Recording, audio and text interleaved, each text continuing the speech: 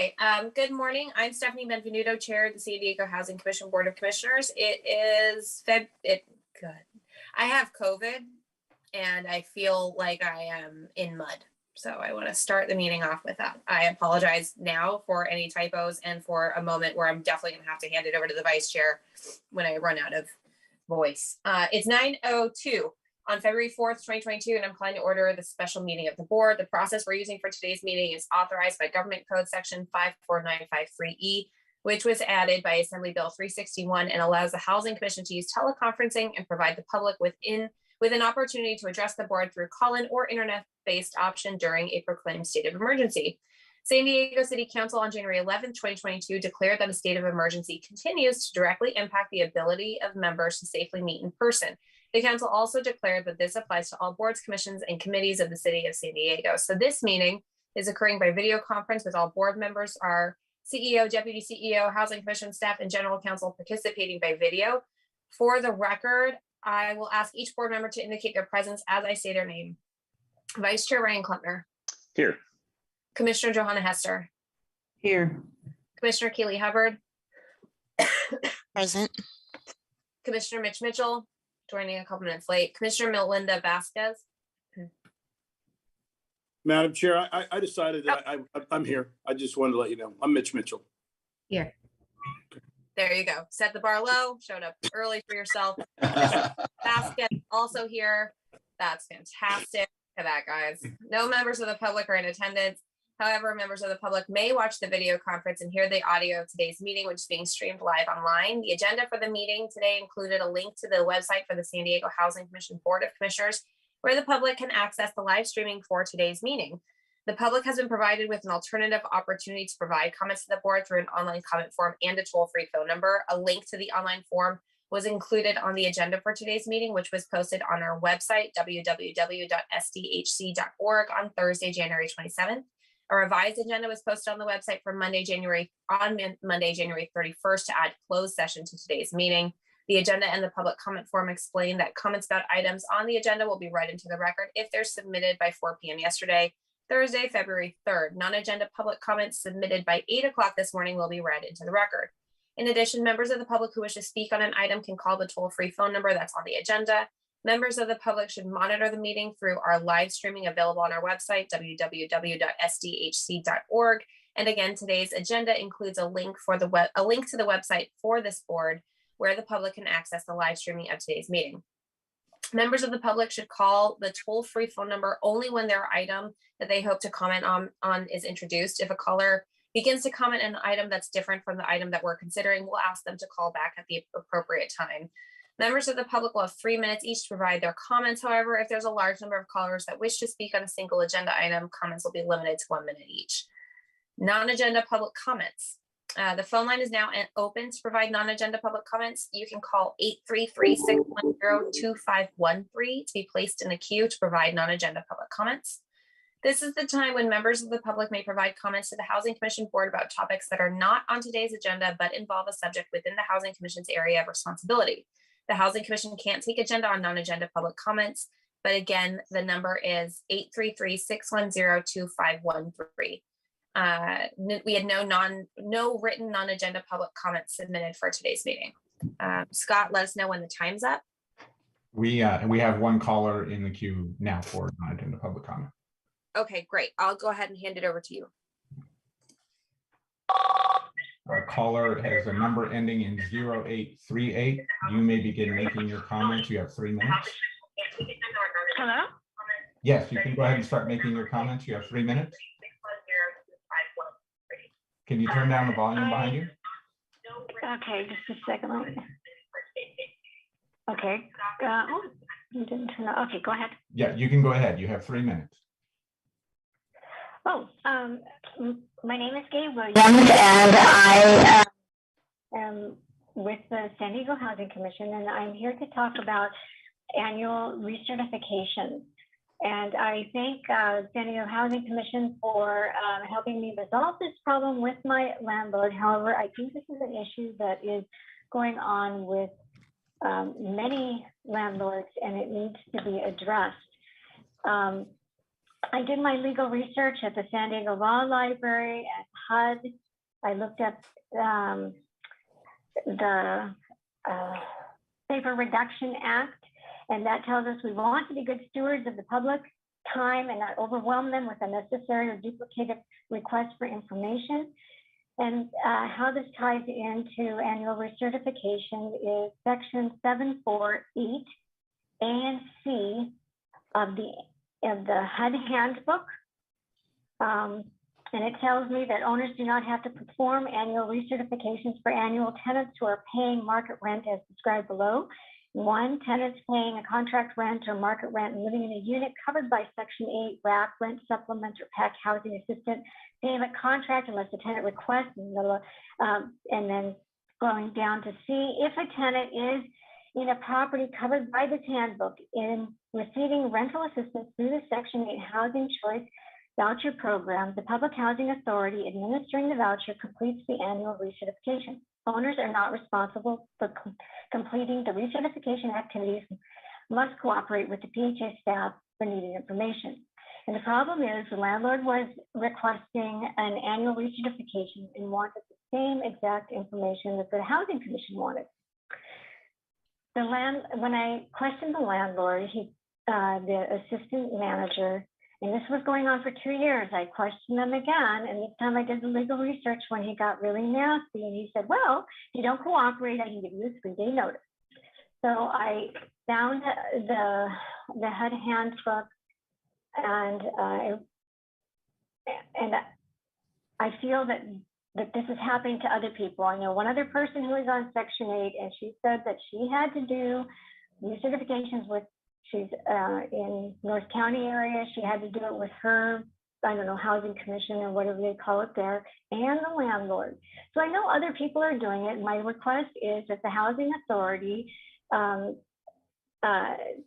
speak with their housing commissions in the different cities and ask them to send a notice to the landlords that they do not have to do annual recertifications for Section 8 RAP, rent supplement, or PAC housing assistance payment contract. Thank you. And Thank I you. did provide paperwork. Thank you, Ms. And Williams. my authorities are HUD Housing Program Tenant Rights, the HUD Housing Handbook, and the paper. Thank you, Ms. Williams. That concludes your 3 minutes. Thank you. That's it. Thank you.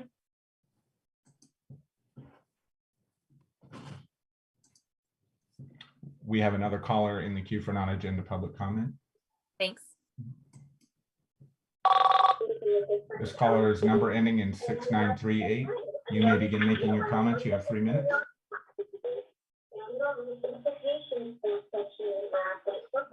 Sir, can you turn down your volume behind you?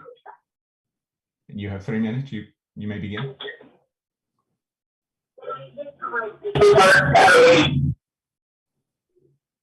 Sir, this is number 6938. Oh, you're talking to me? Yes, you may begin your comments, but can you turn down the audio of what you're listening to behind you?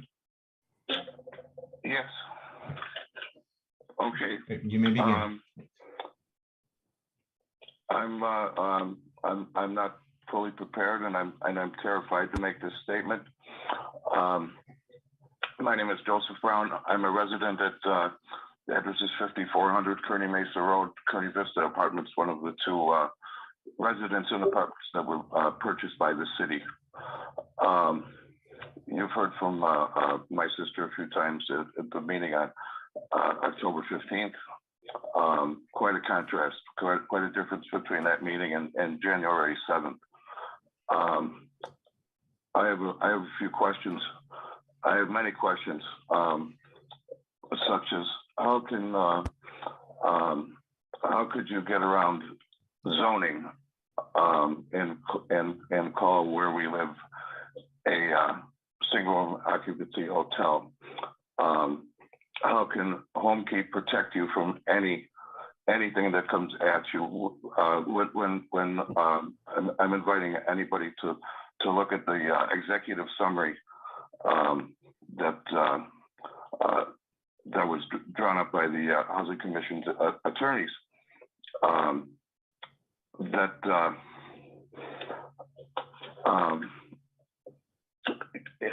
what puzzles me is how we can be put in a property that where the water is contaminated, and it's because of the previous use of this property. You put us on a landfill, where the soil is contaminated. The water that we drink is so foul that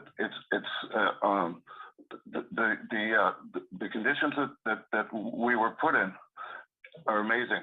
I'm terrified of further retaliation because of the actions that I've taken against your organization and Father Joe's Village, who's no longer here. I have got lease violations that I don't deserve. Anybody can call me.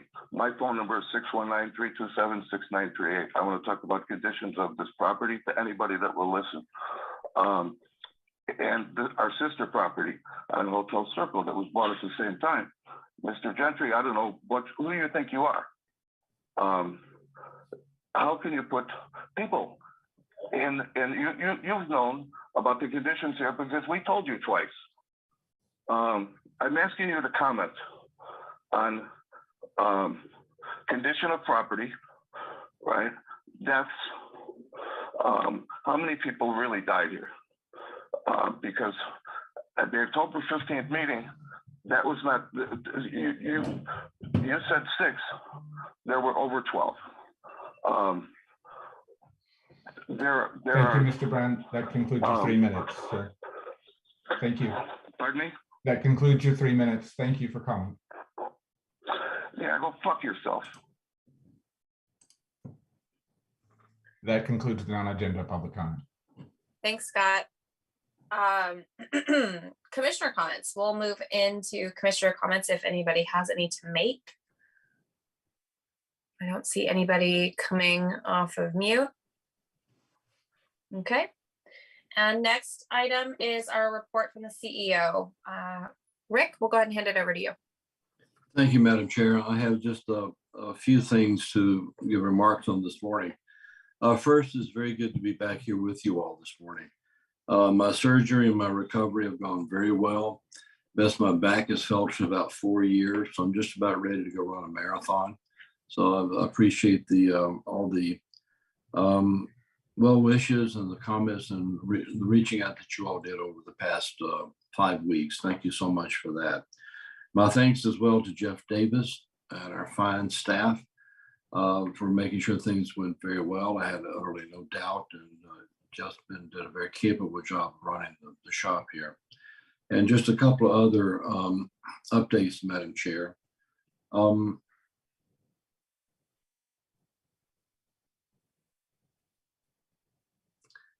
First of all, there was an event this past month called HUD Housing America monthly meeting. And on January the 21st, 2022, the Housing Commission participated in a joint presentation to the U.S. Department of Housing and Urban Development's monthly meeting about the, quote, Housing America, unquote, initiative. We received thanks and positive feedback from HUD and the U.S. Interagency Council on Homelessness about the presentation. Our Vice President of Policy, Molly Chase, and more about Molly later in my remarks, and Vice President of Multifamily Housing, Colin Miller, made the presentation with Hafsa Keika from the city and Tamara Kohler from the Regional Task Force on Homelessness here in San Diego. The presentation discussed the Community Action Plan on Homelessness for the city that the Housing Commission put together back in 2019 and progress toward meeting the permanent supportive housing unit goals and the plan. About 1,500 units have been completed in that time and are under construction, have been completed or under construction or have received board approval. About 1,300 units are still needed to meet the plan's 10-year goals, which were set again about 2.5 years ago. This plan has gotten some good attention nationally, and this presentation to the HUD folks nationally was a good example. On Tuesday this week, I sent a letter to the HUD Secretary, Marcia Fudge, regarding the Emergency Housing Voucher Program. I thanked her for her efforts to redistribute vouchers in this program that other public housing authorities across the nation have declined. The Housing Commission accepted an extra 480 vouchers last month that were allocated to us. Our lease-up rate for these vouchers is nearly 3 times the national average lease-up rate, and it ranks 4th in the nation at this point. The 93% of the vouchers allocated to us have either been leased up or are assigned to a household that is currently searching for a rental unit.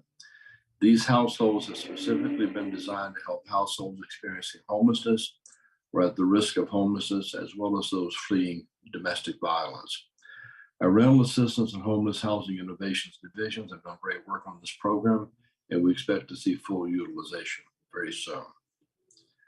Another shout out is to the homelessness peer program success, the peer program and its success. There's a new video and a profile from our communications division highlighting a success story from the homelessness program for engaged educational resources, or the peer program. As you may remember, peer is an innovative collaboration between the Housing Commission and San Diego City College to address the need that we identified for more skilled, qualified applicants to work in the area of homelessness programs and services in the city. Our video shares the story of a woman named Carissa. The peer course helped her find what she referred to as her calling in life. She now has a career with People Assisting the Homeless, or PATH, here in San Diego. And I included a link to her story in my most recent e-newsletter, which was sent out on Tuesday this week. The link to her story also is available on the Homelessness Solutions page on our website, which is www.sdhc.org. An additional shout out is that that of the national LISC. Those of you who know what LISC is the Local Initiative Support Corporation, headquartered in New York City, which has a presence in some 36 cities across the country, including here in San Diego. And there was a national LISC profile recently of the Housing Commission's Achievement Academy and one of our participants. The success story from our Achievement Academy also received recognition lately. The National Office of Local Initiative Support Corporation shared the story of a, quote, Bridges to Career Opportunities participant on Twitter, Facebook, and Instagram on January 26. Eleanor earned a certified nursing assistant certificate through our program and completed the Achievement Academy's Family Self-Sufficiency Program. We shared Eleanor's story in our annual report, which was published online last November. The Achievement Academy received a grant from LISC to support the Bridges to Career Opportunities program, and LISC grant itself was funded by the City Foundation. So we continue to get good recognition for the achievements of many of our programs throughout the nation. Another note is that the point in time count, as we all remember, the regions we all count annual point in time count of homelessness, of individuals experiencing homelessness, is coming up later this month. It was rescheduled from last week due to the recent surge in Omicron COVID cases. The count will now take place in the early morning hours of Thursday, February the 24th, starting at 4 a.m. The Regional Task Force on Homelessness coordinates this regional census of homeless individuals, and the count is essential to obtaining federal funding for local homelessness programs. Commissioners, Housing Commission staff, and I have participated in the point in time count in previous years. And I will ask that anyone interested, staff or board members, in volunteering for this count should visit the Regional Task Force on Homelessness website at www.rtfhsd.org, or just simply contact either me or Jeff Davis or Lisa Jones, who will make sure we get you connected to that. And Madam Chair, I've got one other announcement on a recent addition, a future addition to our staff here. I'll ask Jeff Davis to comment on, sir, if you would please. Yeah, I'm happy to report that Molly and her husband, Jeff, welcomed a healthy baby boy into the world on Wednesday. So that means his birthday is 2/2/22, something I understand was really important to her husband. His name is Wyatt, and I can personally confirm that he's beautiful. That concludes our report, Madam Chair. Thank you for ending on such a lovely note. Congratulations to Molly and her family. Sorry, I'm looking at Emily. Minutes. Next on the agenda is the approval of our minutes from the special meeting of January 7th, 2022. The phone line is now open for public comments about the minutes. You can call 833-610-2513 to be placed in the queue. There was no written public comments, but again, that number is 833-610-2513. Scott, I'll ask you to let us know if we have any callers, and otherwise let us know when the time is up. About a minute and 15 seconds left.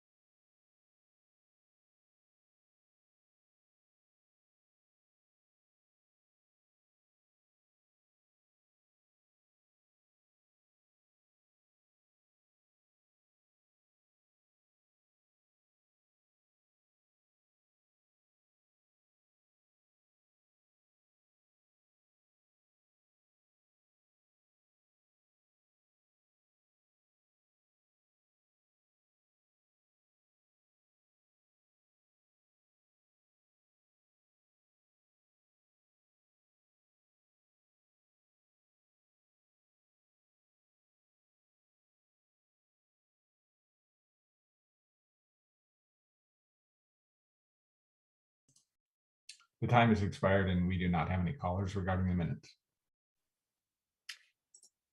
Thank you, Scott. That concludes public comment on this item. Do we have a motion to approve the minutes? So moved. Commissioner Mitchell? Second. Seconded by Vice Chair Klumpner. Okay. We'll go ahead and ask each commissioner to say their vote on the motion when I say their name. Vice Chair Klumpner. Aye. Commissioner Hester. Aye. Commissioner Hubbard. Aye. Commissioner Mitchell. Aye. And Commissioner Vasquez. I see the eye, but you're on mute. Does that count? Great. I would love for a lawyer to tell me if I can read lips enough for that to count. Okay, I'll add my vote in favor so that motion carries unanimously. And now we're on to our consent agenda this morning. I'm proposing that item 100 be placed on consent. Item 100 is the approval of the fiscal year 2023 Moving to Work annual plan. You'll recall that we had a staff presentation of an informational workshop about the plan to our board on the January 7th meeting. The phone line is now open for public comments about item 100. You can call 833-610-2513 to be placed in the queue. We had no written public comments. And again, that number is 833-610-2513. Scott, I'll ask you to let us know if we have any callers. We have about a minute and 15 seconds left, but no callers yet.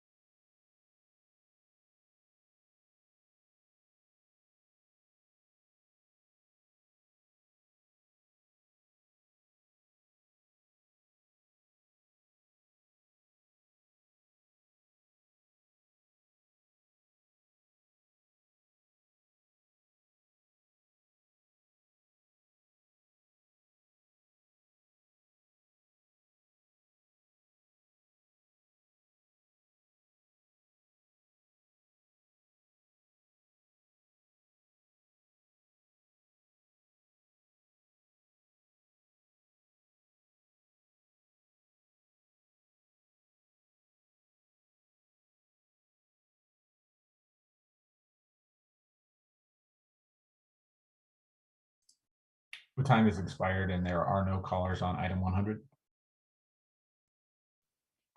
Thank you, Scott. That concludes the public comment period for item 100. Do we have a motion to approve the consent agenda? So moved. Moved by Commissioner Hubbard, Second. seconded by Commissioner Hester. Thank you very much. We'll go ahead and vote. Vice Chair Klempner. Aye. Commissioner Hester, Aye. Commissioner Hubbard, Aye. Commissioner Mitchell, Aye. and Commissioner Vasquez. Aye. Thank you. I'll add my vote in favor. Motion carries unanimously.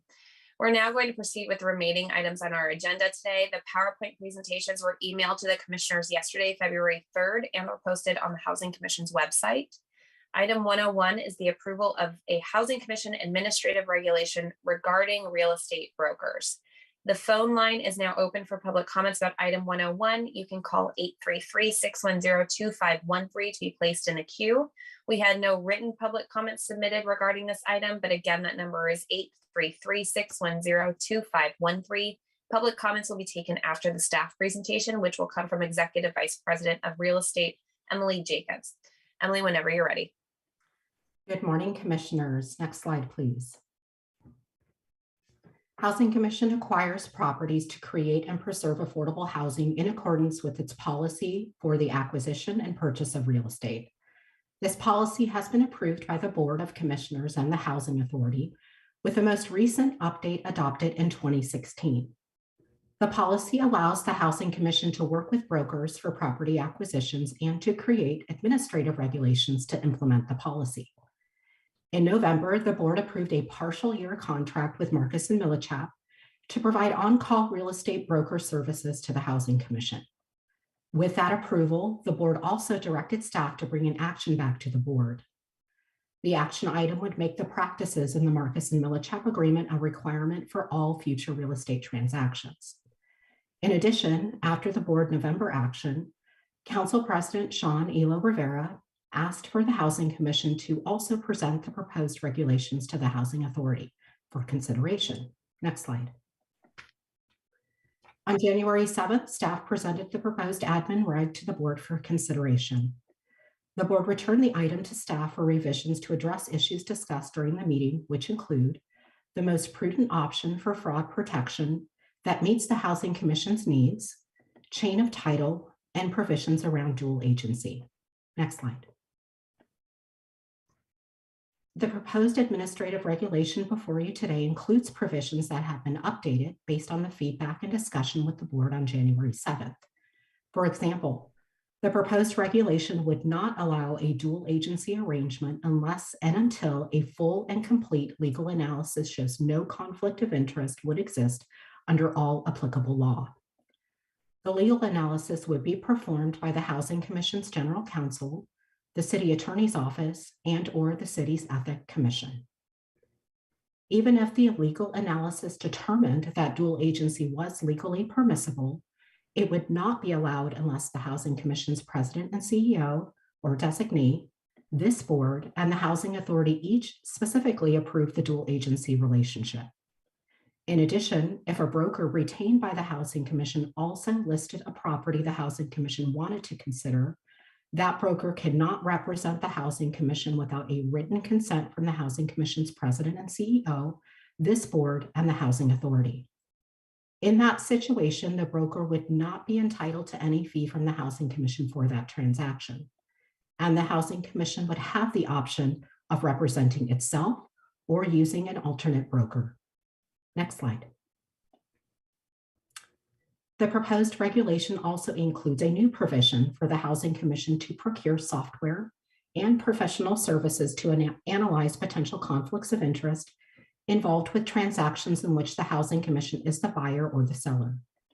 The research on this software and professional services is currently underway. The software and professional services would be procured pursuant to the Housing Commission's procurement policy. Potential vendors would be companies that are determined to be most qualified to evaluate conflicts of interest or potential fraud. Next slide. Several additional elements of the proposed regulation also are detailed in the staff report, and the full regulation is attached to the report. In the area of conflict of interest, the admin reg requires brokers and agents to comply with all local, state, and federal conflict of interest laws, rules, and regulations. In addition, brokers and agents representing the Housing Commission are required to file a Form 700 Statement of Economic Interest Disclosure form at key benchmarks. The Form 700 must be provided to the Housing Commission for review before the execution of any contract to ensure that no known conflict of interest exists. Brokers also are required to update their disclosure in writing and provide them to the Housing Commission before the agency enters into any letter of intent or purchase and sale agreement to acquire real estate and before the close of escrow. If a broker or agent also represents the owner of a property the broker or agent believes the Housing Commission should consider, the broker or agent must provide a written disclosure to the Housing Commission. This disclosure would identify the property address, the owner, the name of everyone working for the broker or agency regarding the property, and any other previous relationship between the broker and the seller. The broker or agent who represents the Housing Commission would be required to not disclose the Housing Commission's confidential information to anyone. The proposed admin reg also specifies that the broker or agent for the Housing Commission must be a licensed real estate agent in California and must exercise the standard of care brokers in the city of San Diego use. Next slide. Additional requirements are summarized on this slide. The Housing Commission can retain several brokers and will refer properties to a retained broker on a rotating basis or based on the broker's experience. Processes will be specified within each agreement regarding listed, unlisted, and on-market properties. Each agreement with a broker or agent will include compensation structures agreed upon by the Housing Commission and the broker or agent. If the broker or agent receives fees from a seller or cooperating broker, those fees must be disclosed before the execution of any purchase and sale agreement. And finally, the Housing Commission staff will seek appropriate approvals from the President and CEO, this board, and the Housing Authority before any funds are paid under the terms of an agreement with a broker. Next slide. Today, staff is requesting that the Housing Commission Board recommend that the Housing Authority take the action detailed in the staff report and shown on this slide. Next slide. That concludes my presentation. General Counsel Chuck Christensen and I are available for any questions you may have. Thank you. We'll now take any public comments from callers on this item. Scott, do we have any callers? There are no callers on this item. Thank you. That concludes the public comment period for item 101. Commissioners, do we have any questions or comments? I'd like to start with Commissioner Vasquez, if that's okay. She did an excellent job leading the discussion last month. So Commissioner Vasquez, thoughts, questions? Yes, I do actually. So thank you staff for putting this together, and trying to address the issue. My concern is that it doesn't quite go far enough. It sounds as if there's a prohibition, but then there's an included exception, which would require approval from all three different parties. And that's concerning because there really shouldn't, my main concern is when we are engaging in a transaction, we need to make sure that the broker solely is going to represent our interest and isn't in a situation where they're balancing between the interest of the seller and the interest of the buyer. I just fundamentally don't believe, and I get that the law allows it, that is something that people can do, because ultimately the only way that the broker gets paid is if the deal closes.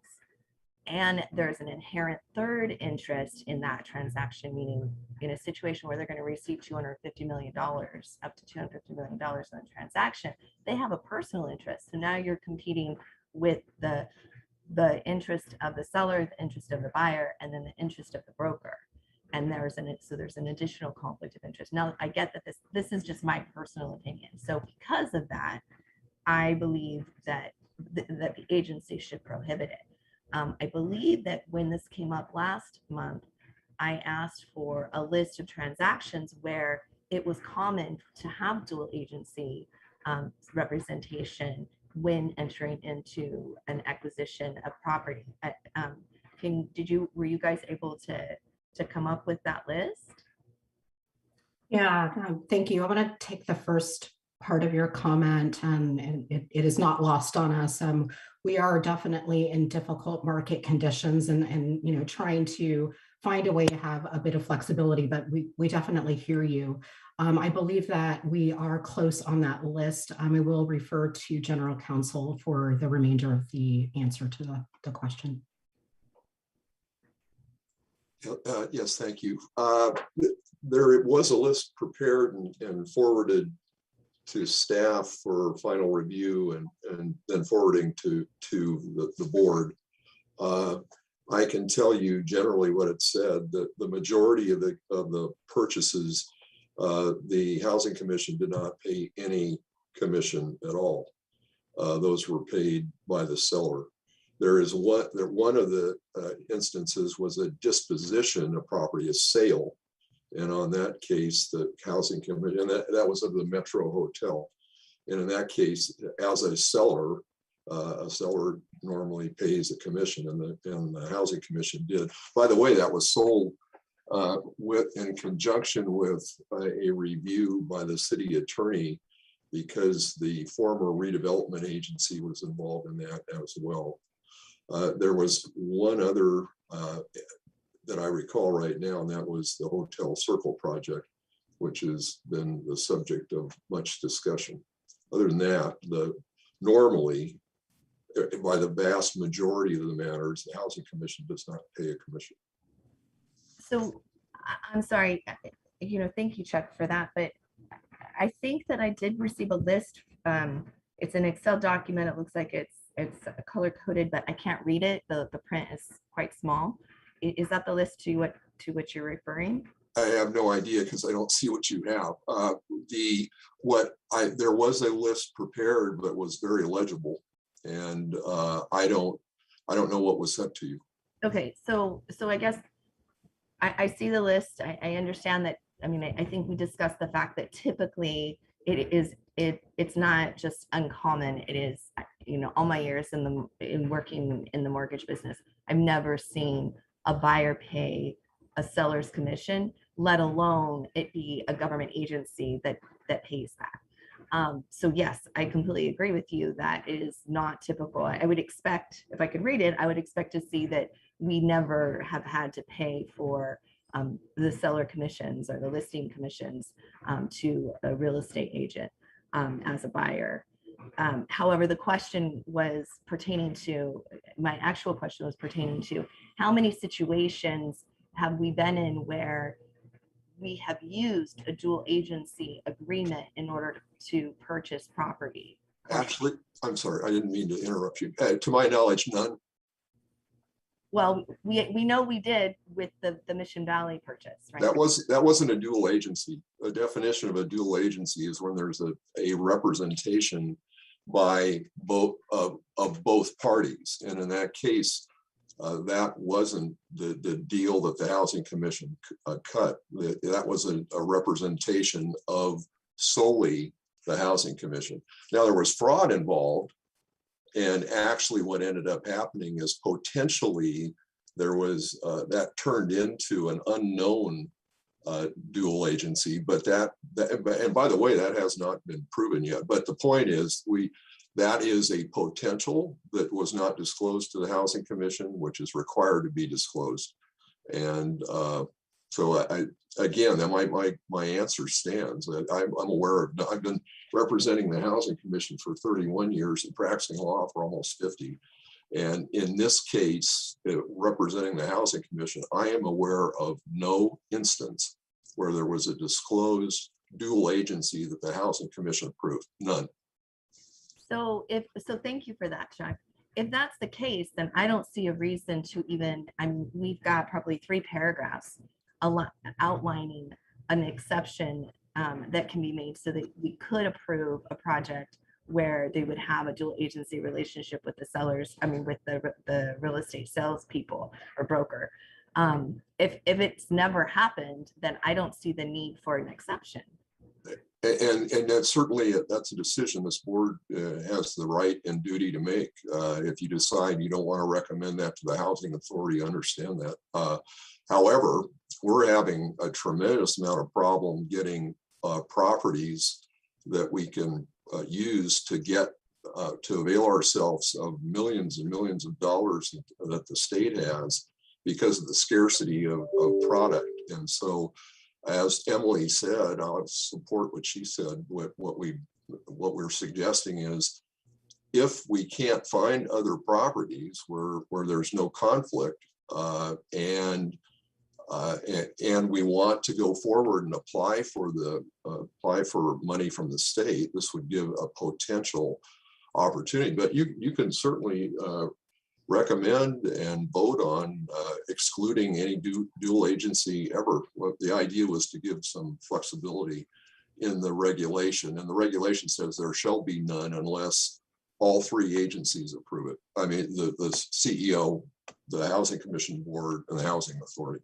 But that's, you know, this is a policy call. It's not a legal call. Okay, so the other issue that I have is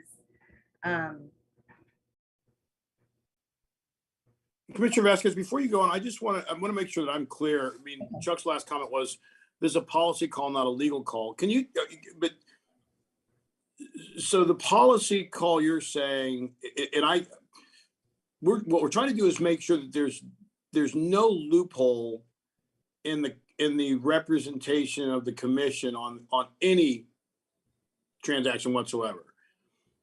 And so that's your intent. But so when Chuck said it's a policy call, not a legal call, Chuck, that's where I'm having a hard time understanding your last statement.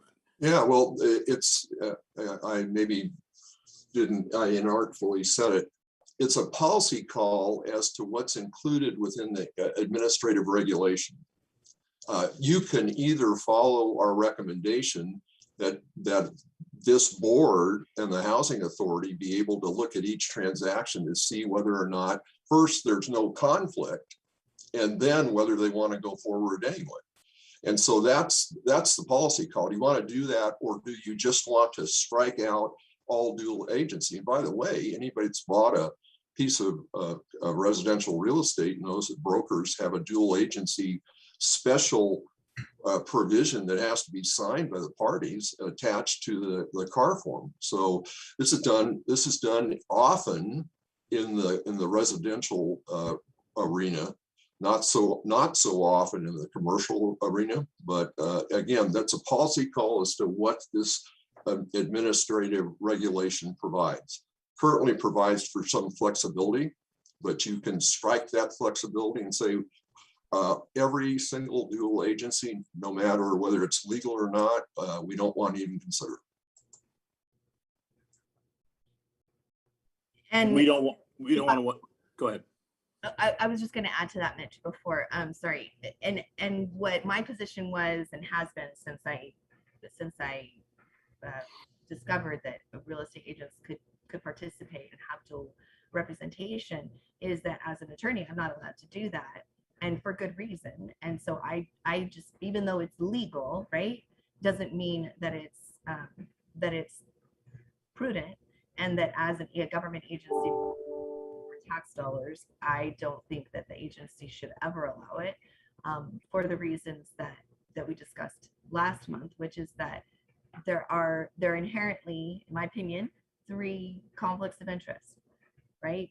When you have a dual agency, you're representing the seller's interest in selling the property for the highest price possible. You have the buyer's interest in getting the lowest price possible, and then you have the broker who only gets paid for his work once that project closes. So once he's able to negotiate a deal between the 2 parties.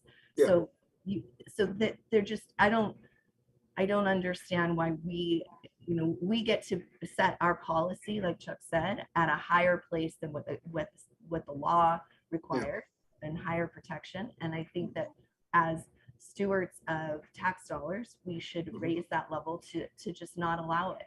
And that keeps things short and sweet as far as analysis goes. We don't have to expect the housing commission, go through the processes of getting that exception. Since the concern that was brought up at the last meeting was, well, how many deals are we going to exclude ourselves from in years based off of years past where we have entered into transactions with a dual agency? And what Chuck has disclosed is that it's never happened in the history of the commission. So if it's never happened, I don't see I mean, we've definitely gone through housing crises in the past. If it's never happened, I don't see why we are allowing for this possible or potential. Sure. Why leave the door open to it happening just because it's never happened in the past? That doesn't mean it won't. There's not a possibility. Okay, I see your point. So okay, sorry, Commissioner Mitchell, real fast. I was remiss as chair and did not see the hands that were going up, so I've got to pause you real fast. We're going to go to Vice Chair Klempner and then to the CEO, Mr. Gentry, and then we'll come back around. And I want to make sure that once we're getting through some of this, Commissioner Vasquez, happy to come back to you as well. Just want to start moving through. Vice Chair Klempner. Yeah, I think I'd love to hear the rest of what Commissioner Vasquez is thinking on this. And I guess sort of here's my question is, we're essentially talking about a hypothetical scenario and whether we want to entertain it or not. And I'm having trouble understanding why we would need that hypothetical available to us. And I'm happy to leave it in there, but first question here is, could staff sort of give an example of the type of situation in which we would be okay with this and would be glad that we created this process for us to approve it? It does make me feel better that it has to come back in front of us and we have to explicitly be aware of it and approve it. But I still, I mean, to the comments made already, I'm not understanding what that circumstance would be where we would be okay with it. And then sort of related to that, if it's going to require these additional votes to approve that situation anyways, and this is an administrative regulation, can't we just put aside the administrative regulation with a vote if we wanted to? So, I mean, wouldn't, like, if we're sitting here talking in circles about a scenario we have never encountered and don't have reason to necessarily believe we will encounter, would it be simpler to just skip that in the policy? And if for some reason we need to set aside the policy in the future because of some unforeseen circumstance, then we can tack on an additional vote and say that we're approving this transaction apart from the, as an exception to the administrative policy. I feel like I see city council do this type of thing all the time. So would that be a way for us to make very clear that we are not looking for dual agency situations, but we always have the ability to change our own rules? So those are sort of my two questions for staff. Thank you. Let me take that if I can. And that's your suggestion about just being silent on it within the regulation, not even addressing it, is all right. Also, you can say our regulation is we shall not enter into a dual agency as long as there's an understanding that that's not something that can't even be changed by votes of the board. And so as long as that there's a record that that's what's intended, that if there's a unique circumstances that comes forward, that you're not directing that the Housing Commission not even bring it forward to you. So that's certainly fine. Yeah, so just I thank you for articulating it that way. I think you're getting kind of closer to what would make me comfortable, which is instead of us trying to account for every circumstance on the front end, if there is an unforeseen circumstance, we address it on the back end. But I do want to be clear that I wasn't suggesting that we be silent on the issue of dual agency, that we instead be silent on how we would accept a dual agency. I don't know that we need to address the exception here as long as we have a route for that available anyways. Sure, that makes good sense, and I certainly can support that. Okay, and Vice Chair Klempner, because I was curious about this too, the example piece of your question answered sufficiently? I'd love if somebody could elaborate on what type of circumstance we're talking about here, other than just a dual agency we were willing to accept. Like what, I mean, are we talking about when we're dealing with a large brokerage firm, if somebody on the other end of the office has a listing that somebody wasn't aware of, and then therefore that's triggering a dual, yeah, like what exactly is the specific scenario that makes us think we may need this? Yeah, you hit it exactly. It's a case where you have multiple brokers in a same large company, that one perhaps has a listing, and that listing is with the company itself, and only in the instance that you could find that there was no violation of government code section 1090 could you even do this.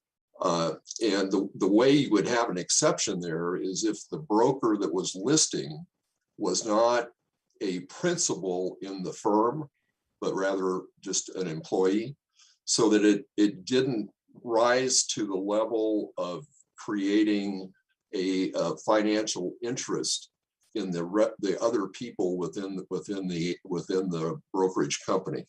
And it would be a unique situation where a listing came in from someone other than a broker, and most of the time brokers are actually principals of the brokerage company, and so the likelihood of that happening is small.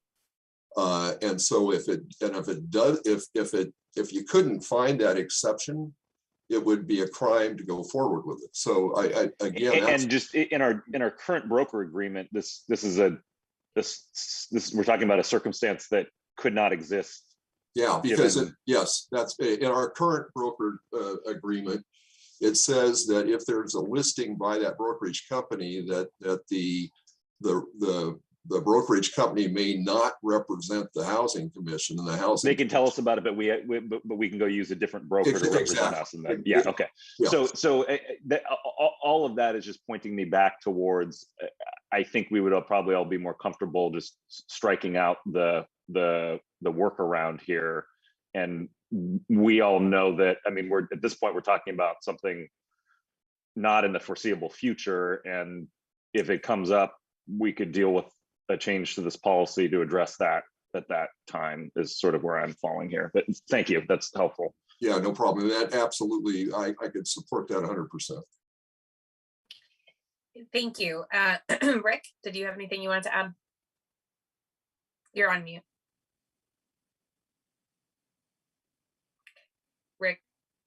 Rick, you're still on mute. Sorry. Seldom am I muted. Thank you, Madam Chair. I agree totally with Vice Chair. In fact, he put it better than I could. And this is something we've never used before, but we're trying to give ourselves maximum latitude in case of an unforeseen circumstance. And the market has tightened up considerably, especially over the last year or so. Then let's just strike it and do without it. And if we wind up having to need it later, we'll bring it back on an exception basis. But it's not. If we've learned anything from the broker issue that surfaced last year, if you get a problem in one area, it's going to have a splatter effect all over the place. And there's just no need to even get into it. So I think just strike it. Thank you. Okay. Commissioner Vasquez, I wanted to circle back to you and see if there was anything you wanted to add. And additionally, Commissioner Hester or Mitchell, if you guys wanted to jump in. Do I have any hands up? No. I agree with Mr. Gentry that we should just strike it.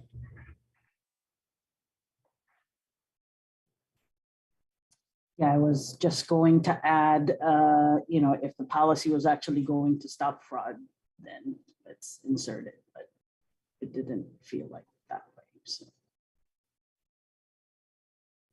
Yeah, listen, I'm fine with, if Commissioner Vasquez is comfortable, that's fine. I this is a hard one for me because I'm always in favor of being clear on the rules up front so that you don't have any chance of fraud. And so when someone says, well, if we get to this situation, Jan, well, then we'll look at it at that time and think about what the policy should be. I don't like that idea, but in this instance, I can agree with Vice Chair Klumpner striking it. I do. The reason why we're having such a lengthy discussion about this is because of what we went through. And no one ever thought that would happen either. And it did. And it's unfortunate. And so, had this rule, had something been in place, would that have prevented what we had happen, what we saw happen occur? And I probably tend to think yes, but in the end, I'm fine with the direction of striking it. I just a little discomfort because just when you think it just because it's never happened doesn't mean it couldn't happen again. And I know that CEO Jeffrey said, well, the market's tightened up. That doesn't matter. The market's tightened up. I don't ever want that to happen again. I'm disgusted by what happened, and whatever we can do to make sure it never happens again is what we should be focused on. Okay, thank you. Commissioner Vasquez, you came off mute. Yeah, sorry, I apologize. So I want to clarify something. I'm not in favor of ever allowing not a dual agency. So when I said remove it, I meant the exception, not the prohibition of it. And that is because I want to prevent fraud.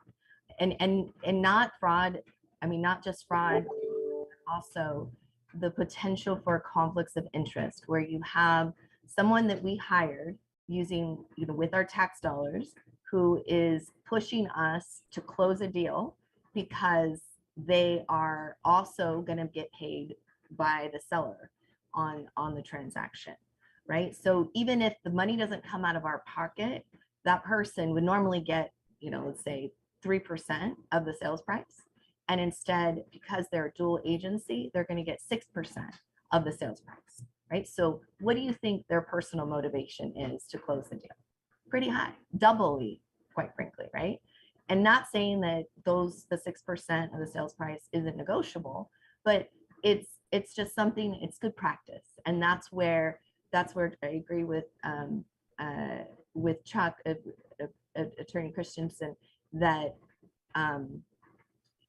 if it hasn't happened, well, excuse me, that's where it's inherently in there, even with just the broker, that there is a personal interest. That person is going to be financially benefit by encouraging us to close the transaction. And it's true that even if as our broker or as the buyer, that he's also incentivized, but it doubles that incentive, right? When you have the same person sitting on both sides of the transaction and being able to financially benefit on both sides of the transaction. So at the risk of beating a dead horse, that's my position. Thank you, Commissioner Vasquez. I think everybody's had an opportunity to kind of weigh in here.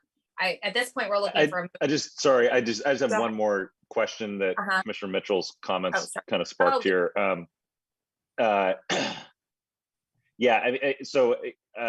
It does seem like there's kind of a question of, is this seems like very clearly a good practice for us to have, to make it very clear to everybody, both within the agency and anybody that we're working with outside the agency, exactly where we stand on this. And that's the primary value here. With respect to whether it would have had any impact on the circumstance that kind of triggered this whole thing, I guess my question to the attorneys, plural, that we have here is, I get the point that if somebody's going to commit fraud, if they're going to lie to us, not disclose, etc., this doesn't really address when somebody just lies to you about the status. But does this increase our options in terms of accountability or recourses in that scenario to have an additional layer where there's policies in place and presumably the contracts that stem from the policies have provisions? Does this give us more tools to work with in that scenario, or is this primarily just so that it's very clear in a public fashion exactly what our position is on dual agency? That's my question to the attorneys. Well, let me go first, if I might. I think from what I've heard the board talk about, it would be best to just provide in the regulation that in no instance shall there be a dual agency. I've been trained through my years to try to allow deals to come forward, and so I've got that in the back of my mind, and that's why we try to give some flexibility it would not occur in most cases. But to be truthful to your very question, Vice Chair Klumper, the individual broker we had didn't file a 700 form and that was required under the contract. And so even if this is required in the contract, it does not preclude people from being crooks. And so you can't draft a regulation that will do that. But I think to the extent, and I'm very sensitive to making sure that this never, ever happens again, I would recommend, based upon all the discussion, that we just say dual agencies shall not be permitted in any transaction in which the Housing Commission is involved, period. Thank you. Let me check one more time. Okay. I appreciate where we're going, and with the comments, I lean toward what Chuck is saying and what Commissioner Vasquez has been saying. So I think at this point, though, we're looking for a motion. Seems like there's some differing thoughts. Commissioner Vasquez, you're on mute. Yes, sorry. I actually had additional requirements to the broker policy. Oh yeah, absolutely. Before we move for a motion. So, but before I give you the recommendations, I did have a question as to whether or not the agency has a process, an additional review process when dealing with larger acquisitions than smaller ones. And if the agency that itself will request, let's say, additional support for the value of the property, said property. Yes, actually in this draft, in the draft AR is a reference to, and previously in my comments at the last hearing, we have retained peer appraisers that will do, first of all, we require that there be an appraisal done of the property, one.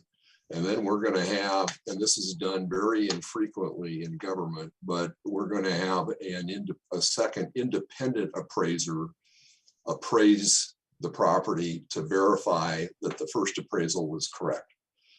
And if you wanted to really get convoluted, there's ways where you get two appraisers off just to begin with to try to formulate a number and see if they can come to an agreement. But that's relatively costly. And then there's an ability to have two appraisers pick a third appraiser to come in and then do the appraisal. And then that is reviewed by the two appraisers that pick the independent appraiser. So we can get really complicated here, but currently what the process is that we've gone out and retained an appraiser who is experienced in commercial real estate. That's important. It's much different than residential. In commercial real estate, and this appraiser that we've retained is that type of appraiser. And so what we're going to do is have an appraisal. For instance, one of the developers that came in to try to get support from the Housing Commission to file an application for home key funds came in with an appraisal, and we are going to have that appraisal reviewed by our peer appraiser before we make a recommendation to go forward. So that is a process that is in place and will be utilized on every project going forward. Okay, so if I understand you correctly, this is a new policy that is going to be implemented on acquisitions moving forward to potentially request a second appraisal. So not to potentially, we will have a second appraisal. There was so much discussion before you were on the board as to making sure this would never happen. We went back and looked at ways to ensure that, and one way to get as close as you can to doing that is to have multiple appraisals looking at the property value. And so that's what we're going to do. And we're going to ask For instance, as long as COVID's here, we're going to ask that every property be appraised, taking into consideration the effects of COVID, if any. And so the idea is what we're recommending, I believe, is state of the art in the method of determining value. Thank you. So my recommendation would be that we have a second appraisal on, that the agency request an appraisal separate and apart from the broker. Typically, the broker would be requesting, or the lender would be requesting an appraisal. So that the agency itself is requesting the appraisal. And then the second layer is you need somebody who's qualified to review the appraisal to determine whether or not, the comps are recent, whether or not they're similar enough, whether or not they have too many, the percentage of adjustments on the individual comps exceeds industry standards, whether or not the person who is licensed, et cetera, right? So it's not just going to be enough that we ask for an appraisal, but we would, what I additionally would like is for that second appraisal to be reviewed by compared against the initial appraisal, and what I was asking for was some type of process that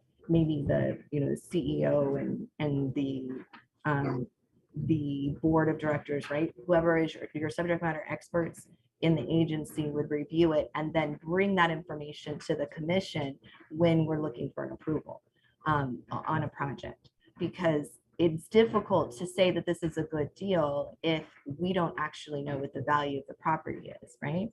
And I'm going to tell you again, I apologize for the references to residential, because Chuck is absolutely right, that residential is different than commercial, but anything over $2 million and you automatically get a second appraisal, completely separate and apart. So at $89 million, I don't know why we would only have one appraisal for reviewing the transaction. So to simplify that, I would like to include a requirement that there's a second appraisal ordered by the agency on every transaction. That being said, the cost is, I don't, can you tell me what the cost is for a commercial appraisal typically? Yeah, I can. It depends. It depends on the appraiser, but they go anywhere from as low as $5,000 up to, I've seen them as high as on very complicated deals where there's extensive analysis on an income approach basis, where there's a substantial number of on the comparable market value basis where there are a ton of different potentials where the price goes up, and I've seen them as high as $25,000. So and I've done real estate condemnation cases for public entities, and we would go out and get one appraiser that would go forward and do all of those things would do the replacement cost basis. They would do the comparable sales basis, and they would do the income approach. And we would then go ahead, and when we went to trial on these things, we would end up having a list of the comparables that went before the jury to show exactly what the differences, if any, were on the property that was the subject of the condemnation. That's really what I'm talking about when I say we're going to have a peer review in every case that evaluates the appraisal. And so I think your concept is right. I think we need a peer appraisal, but we've already suggested that. So I would be interested in know, are you saying we should have just automatically have two appraisals? We have two different appraisers independently appraising the property? Yes, that would be my recommendation, that the agency would request the appraisal, because the broker is, right, like, again. What do you know what we never rely, we never rely on broker opinions at all, ever. Well, I'm confused. So the lender, whomever it is that conditions the transaction to have an appraisal, like, Unfortunately, I haven't had access to sales contracts or to previous transactions, so I'm not sure what the language is in the sales contract, but typically one of the conditions is that, you know, the buyer, or that an appraisal is provided, and if the appraised value is lower than what the sales price is, then the buyer can opt out of the sale, right? So that's exactly what we currently have in our acquisition policy. We cannot buy a property that is currently operative. We cannot buy a property without getting an MAI appraisal that shows that what we're buying is at or less than the appraised value. We have that already. Correct. I mean, and that's just good practice. What I'm saying is that in addition to an appraisal existing in the file, that the agency also request its own appraisal, so that if I could please, we do that. We never bring a property to you all to purchase unless we get our own separate appraisal, and that's separate from an appraisal that a lender might do. I'll use those hotels as an example. Last year, we did get our own appraisal done. The lender, in this case it was Chase, did their own appraisal for their own purposes, which we're not even privy to that information. But we had our own done. And so the issue is whether we get a second opinion on our own appraisal. And I'm there. I'm willing to do that. I think we might want to set a dollar figure, and Chuck, I'll ask you to opine on that as well. I don't think if we happen to buy a single family house, maybe that's not what we'd do, but certainly a major transaction, because I think what's going on here is two different issues from a layman's standpoint, and that is doing the right thing and knowing we're doing the right thing. And with an appraisal being an opinion, we want an appraisal from a duly qualified entity that is certified by the state, providing a bona fide opinion. And we've always done that. But in this case, if it provides more certainty, greater clarity of getting a second opinion on that first appraisal above a certain dollar level, I'm there.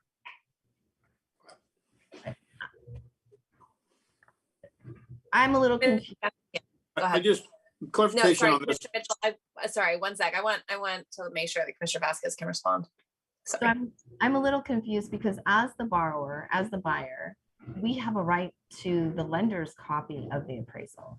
So, and there would be the second, I would be okay. The lender is going to evaluate the property and make sure that the collateral is there. And we can use the lender's appraisal and compare it against our appraisal.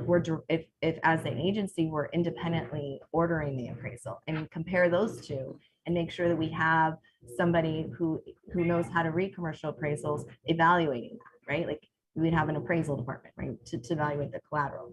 So are you saying that we never, like on that transaction, we never got a copy of the lender's appraisal? Yeah, in the commercial real estate field, the commercial lenders go out and get appraisals based upon what their parameters are, which are set by their boards. This was JP Morgan Chase that set it has its own appraisal processes, and they went out and did an appraisal. But I've had instances where we weren't given the appraisal, and to my knowledge, there was no appraisal given to us here. With respect to, and so we didn't rely on what they did, what JP Morgan Chase did.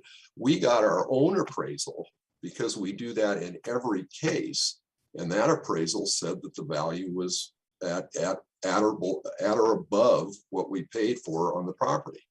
So what the confusion that I'm having here is, are you saying that we should get two appraisers? Ourselves, we pay for two appraisers to go forward and appraise the property at the same time. If that's the recommendation, then I just want to be clear, because we want to document this. Or are you saying just make sure that the commission gets an appraisal of its own? We do that already.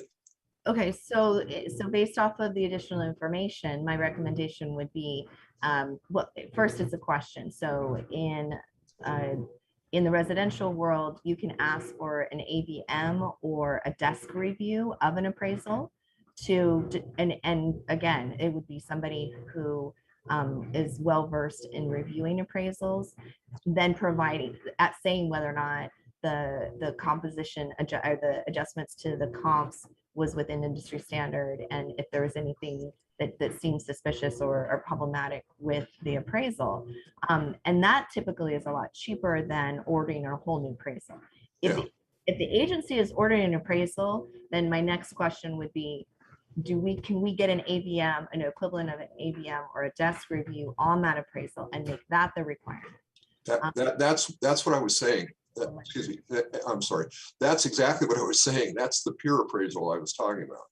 Is getting what we're going to get an appraisal, and then we're going to have somebody take a look at it independently to verify that that appraisal is correct. In other words, they haven't assumed something in their appraisal that is incorrect, and or they've relied on comps that are not applicable, or for some reason that first appraisal isn't there. And let me go back to that. So I'm at one point, I've refinanced a lot of property and that I've owned myself. And on residential basis, I get an appraisal every time. That's 100% different than the commercial market. So, I mean, it's apples and oranges. And so, but from the standpoint of protecting the agency, where our current regulation requires that says you may not purchase property without getting an appraisal. And that appraisal must be higher, equal to or higher than the purchase price that you're getting. That already exists. Yeah. What we're suggesting now is, in addition to that, that we have that appraisal verified by a third source. Correct. On every transaction. Yeah. That's fine. If that's a policy call, absolutely, we can do that. The other addition that I would like to make to, I mean, unless I'm good with having a review of the appraisal by a third party. I would also, and I don't think this needs to be part of the policy, but I would expect that as the agency, then you would, there's going to be there's a review, a peer review of all this documentation done, right? All of the material facts of the transaction are reviewed, and then based off of that peer review, that recommendation is made to the commission. And that's what I heard you saying earlier about the peer review. Am I correct? Yeah. So we're talking about appraisals, and that's 100% correct. That's what we're recommending, is that we have a peer review, and we already entered into a contract with a broker that will not be doing primary appraisals for us, but will only be doing review appraisals, so that there's not some conflict with them trying to thinking that they'll be able to do a primary appraisal for us, and therefore they'll be somehow biased. We're using these folks only for peer review appraisals, and we will continue, because our policy requires that we go out and get an appraisal before we buy any property. We're going to continue to do that. Otherwise, currently under the rules, we can't buy the property, period. Housing authorities set that rule. I mean, yes, it is industry standard that you get an appraisal, especially when you're dealing with $89 million. I mean, with millions of dollars. Like, I don't. It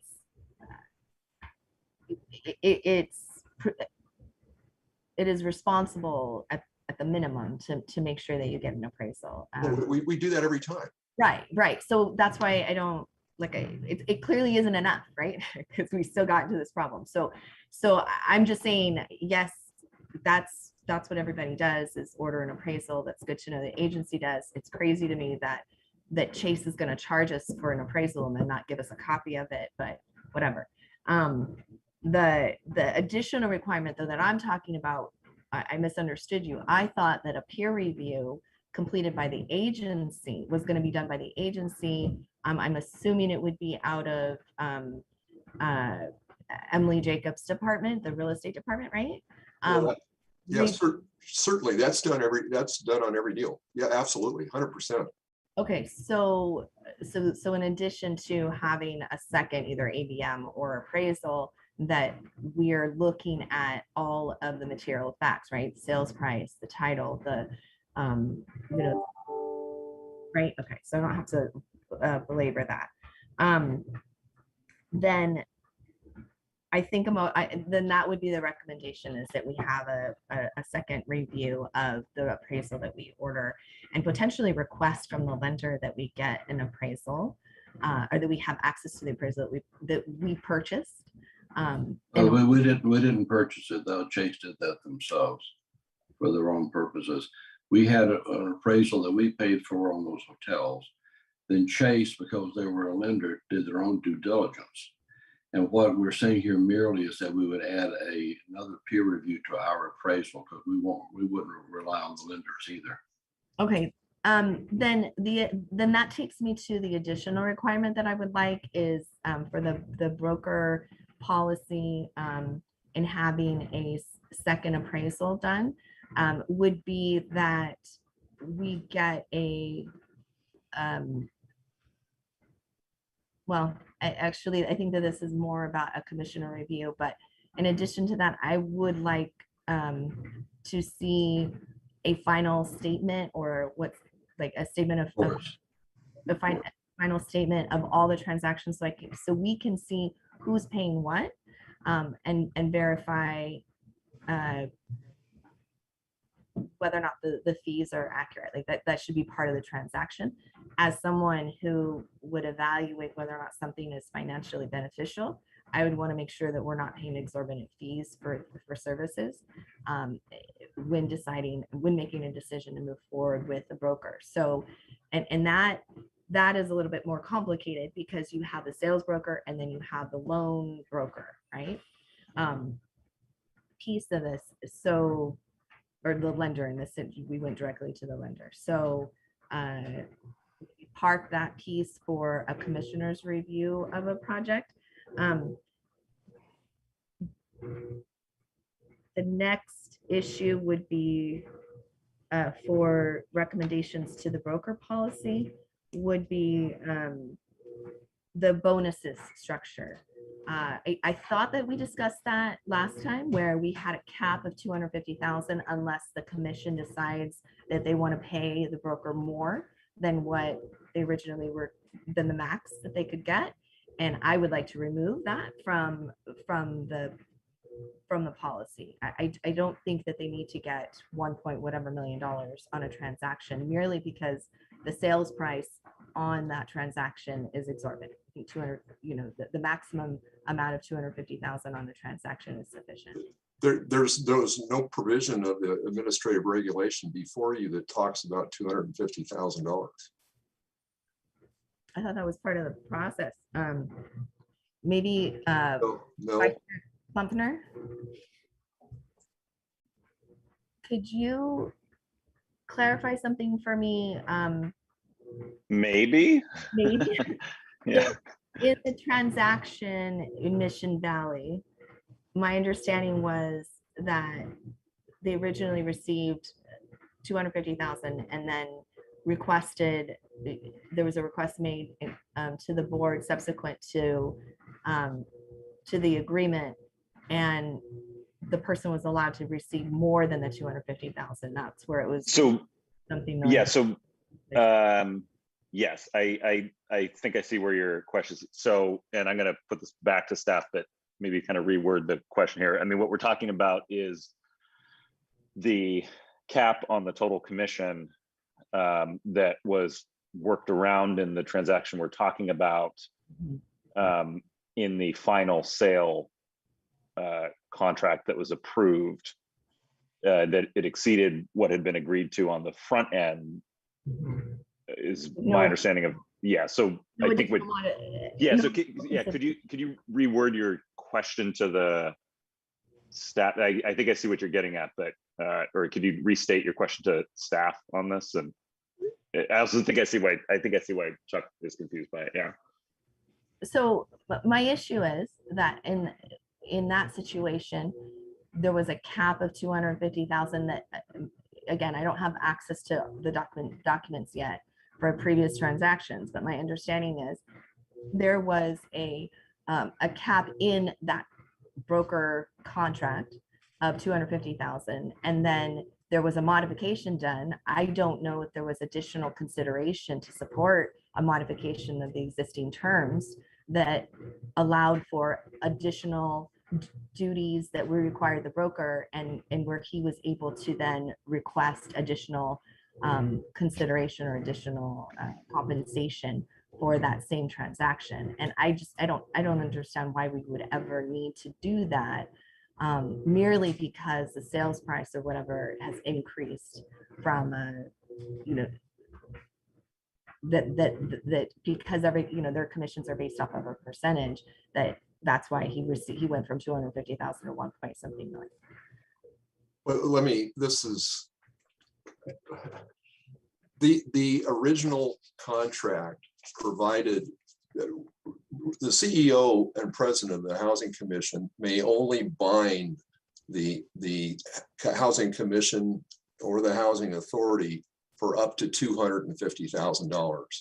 So when you get in a commercial transaction, it's not unusual for the commission to be between 1% and 2% of the total price.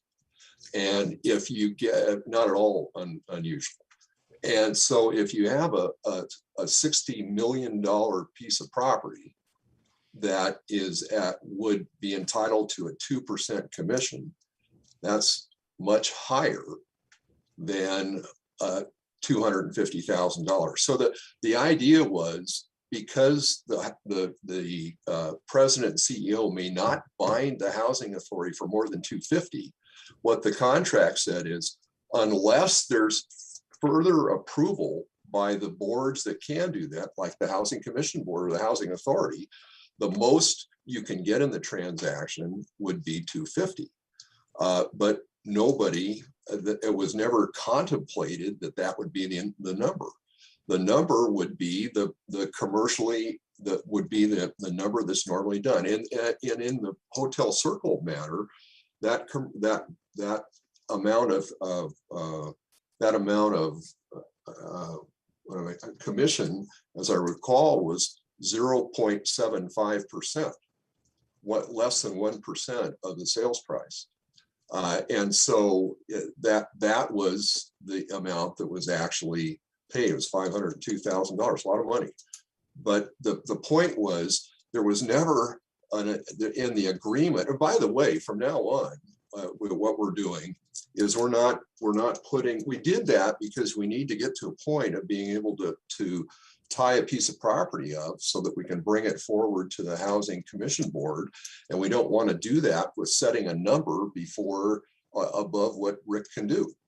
And so the idea was, let's get it to the Housing Commission Board, let them make the decision, and then the amount of commission can be determined based upon the facts.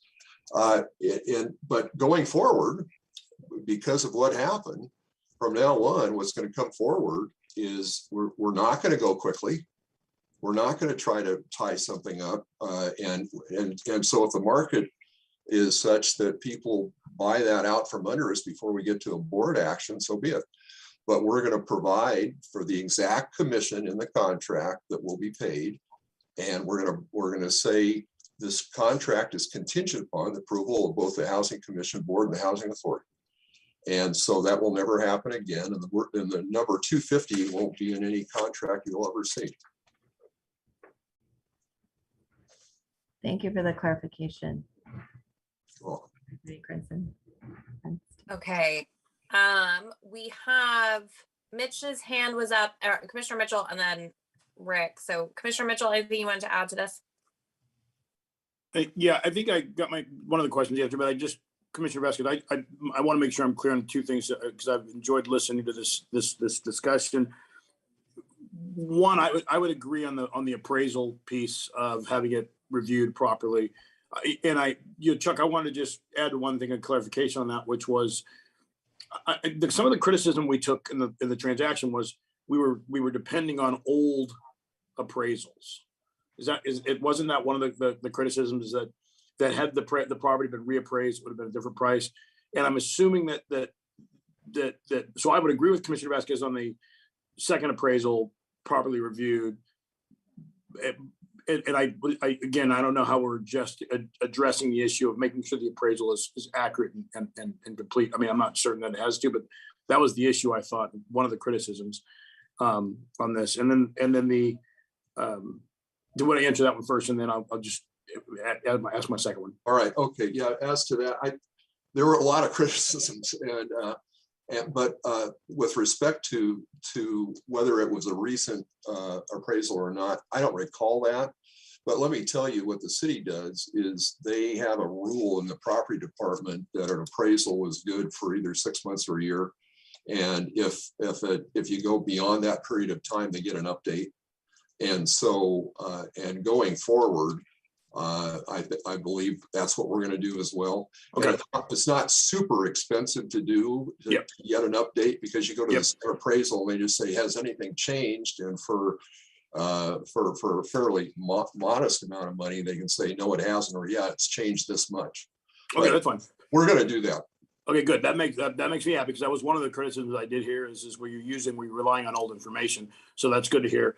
And the second thing, is what I thought I heard in the last part of the discussion was about a change in the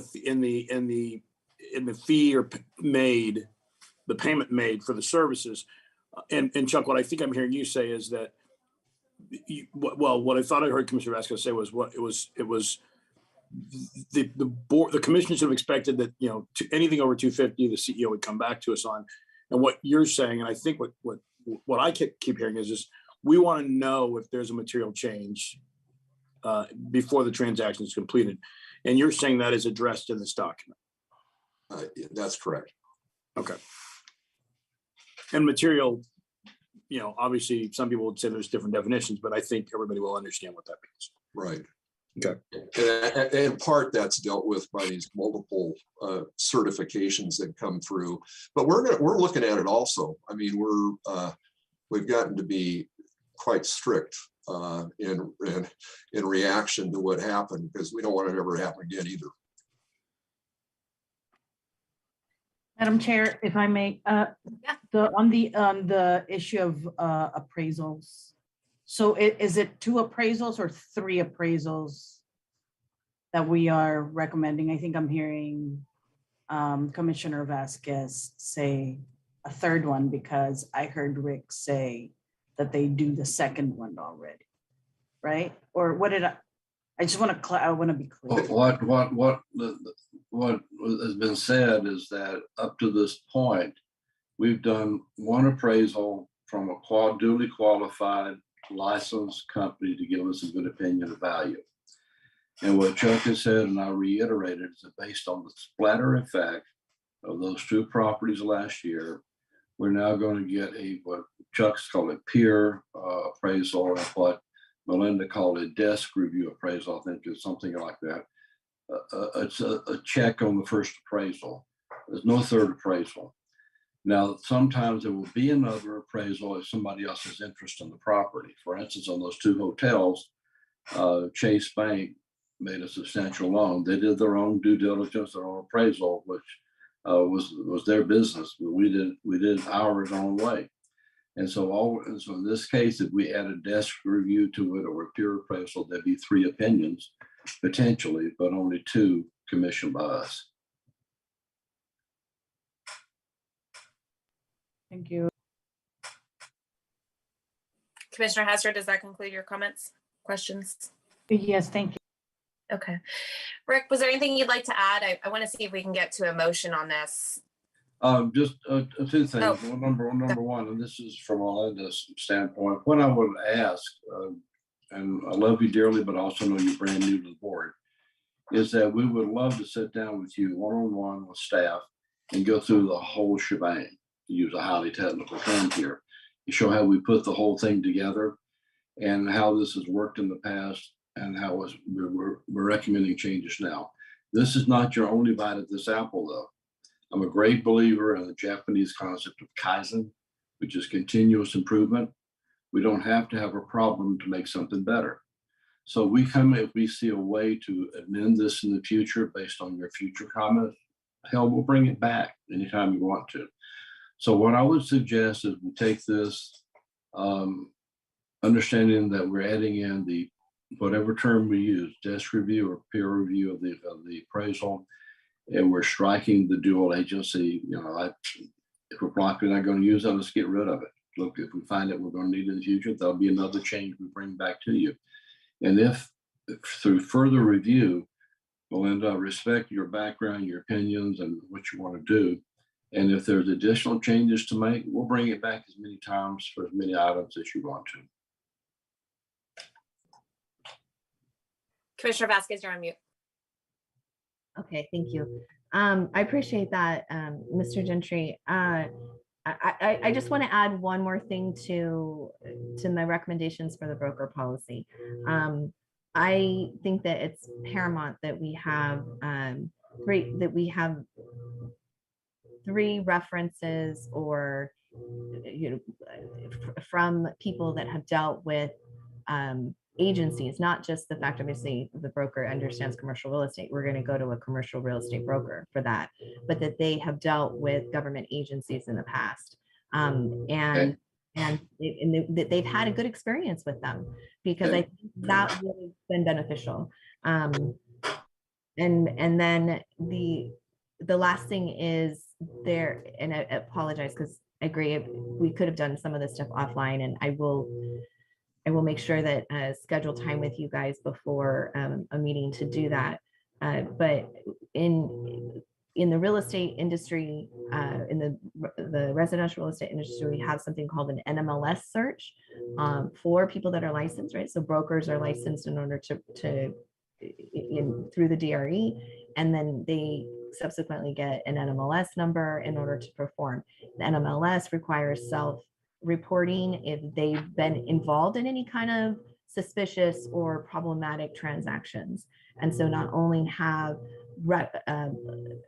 recommendations from other agencies that they are a good broker, or that, of a positive experience, but also an NMLS search on that person before we engage in a transaction. We'll be glad to add that to the process.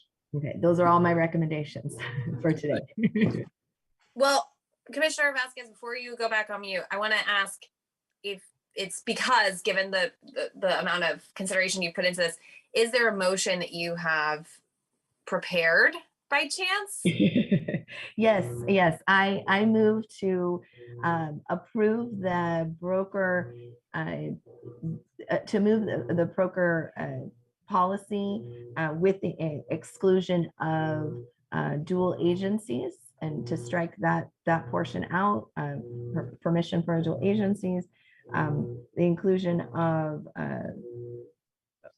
letters of references from other government agencies prior to approving a broker, and also requiring an additional desk review or value evaluation, which sounds redundant, but a property value evaluation prior to, well, that's it. Sorry. Okay, thank you. And one quick clarifying comment to Chuck or Rick. As I've understood it in this discussion, the desk review / value evaluation that we've been talking about may already be included. If so, is that correct? And would it be redundant or problematic to have it in this portion of the policy? No, Chuck, you go ahead. Yeah, no, we will expressly put that in the policy so that there's absolutely no question. So the motion would be move staff approval with the following exceptions. One, there shall be no dual agency ever. Two, that the agency will seek letters of recommendation from other governmental entities that have previously worked with the broker, and if possible, free. And lastly, that there be a desk review, or what I call a peer review, of any appraisal we have. But otherwise, the motion is to approve the administrative regulation as proposed. Okay, I'm seeing a nod from Commissioner Vasquez. Do we have a second? I'll second. Okay, great. We're gonna go ahead and vote on the motion. Thank you, everybody. That was very valuable. I appreciate all of the input. Vice Chair Klumpner. Aye. Commissioner Hester. Aye. Commissioner Hubbard. Aye. Commissioner Mitchell. Aye. Commissioner Vasquez. Aye. And I'll add my vote in favor. That motion carries unanimously. Thank you. Item 102 is the authorization for the Housing Commission to accept and expend additional federal funds for the COVID-19 Housing Stability Assistance Program. The phone line is now open for public comments for item 102. That number is 833-610-2513. Please call if you wish to be placed in the queue. We had no written public comments submitted regarding this item. But again, that number is 833-610-2513. We'll take public comments after staff presentation. And that will come from our Executive Vice President of Rental Assistance, Azucena Valladolid. Azucena, whenever you're ready. Great. Good morning, Chair Benvenuto and Commissioners. This morning, I'm presenting a request to authorize the Housing Commission to expend additional funding for the COVID-19 Housing Stability Assistance Program to help families pay their rent and utilities. Next slide, please. San Diego Housing Commission operates the program, which launched in March of last year. The program helps pay rent and utilities for qualifying households with low income who experience a financial hardship due to or during the COVID-19 pandemic. The application remains open. Next slide, please. As of February 2nd, the Housing Commission has made payments totaling more than $162 million through the program to help more than 15,200 City of San Diego households with low income. All of the funds available for this program are obligated, and the total obligations exceed the funding. The program is oversubscribed. Including the funds proposed for action before you today, the program has $32.3 million available to provide additional assistance payments to qualifying households. However, the program would need more than $68.3 million to assist current applicants, including those who have preliminary approval subject to the review and confirmation of their documentation.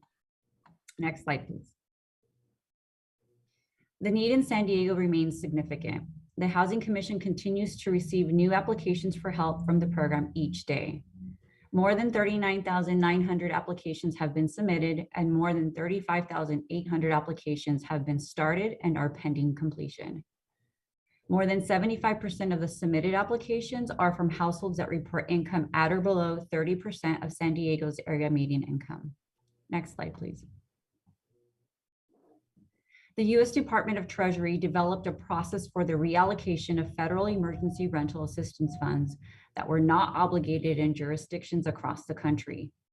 This process made funds available to high-performing agencies based on demonstrated need. At the end of October, the Housing Commission formally requested $115 million in reallocated funds. This was based on our analysis of the program's potential upcoming need. Last month, on January 7th, the Treasury Department announced it awarded $8.3 million from jurisdictions nationwide to the City of San Diego for this program. This is about 7% of what we requested, but it is consistent with the state of California, which also received only a small fraction of the amount it requested. The $8.3 million awarded to the City of San Diego is the third highest award among local jurisdictions to which the Treasury Department reallocated funds. Only Harris County, Texas, which includes Houston, and received $8.6 million, and the City of Philadelphia, which received $8.36 million, were awarded higher amounts than San Diego. Next slide, please. The Housing Commission continues to work with Mayor Taglora's office on efforts to obtain additional funding. The U.S. Treasury Department published a notice allowing jurisdictions to reapply for additional reallocated funds. On January 18th, the Housing Commission requested $96 million. This request was also based on our analysis of the program's projected need. In addition, during January, Housing Commission staff met with state assembly members and state senators regarding the need for additional funding for this program. These meetings included State Senate Pro Tempore Tony Atkins and State Senator Scott Weiner. Next slide, please.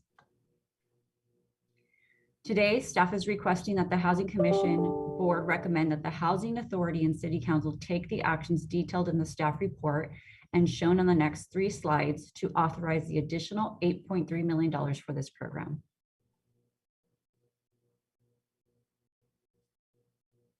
Next slide, please.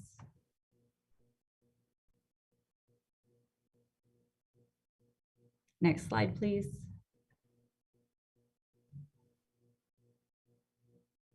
Next slide, please. That concludes my presentation.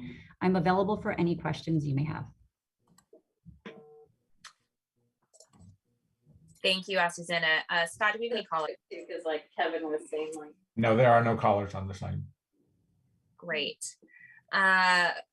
Commissioners, I'm sorry, this concludes the public comment period for item 102. Commissioners, do you have any questions or comments on this item?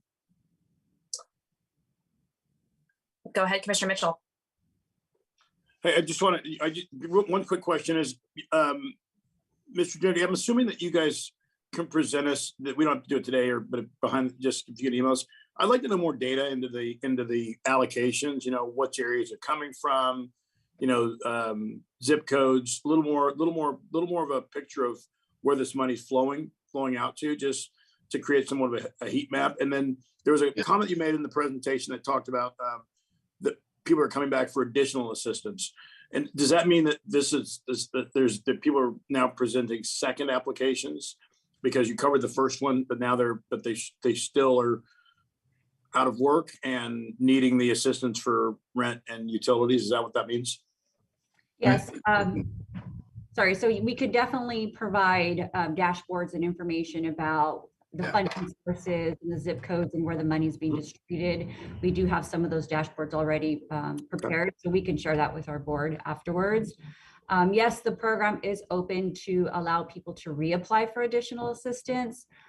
Because the program has been ongoing since and eligible to provide assistance since March of 2020 up until this date, we have found that there are some households that remain unemployed or remain in a financial hardship and need additional assistance. The program does have a maximum of paying out no more than 18 months worth of assistance.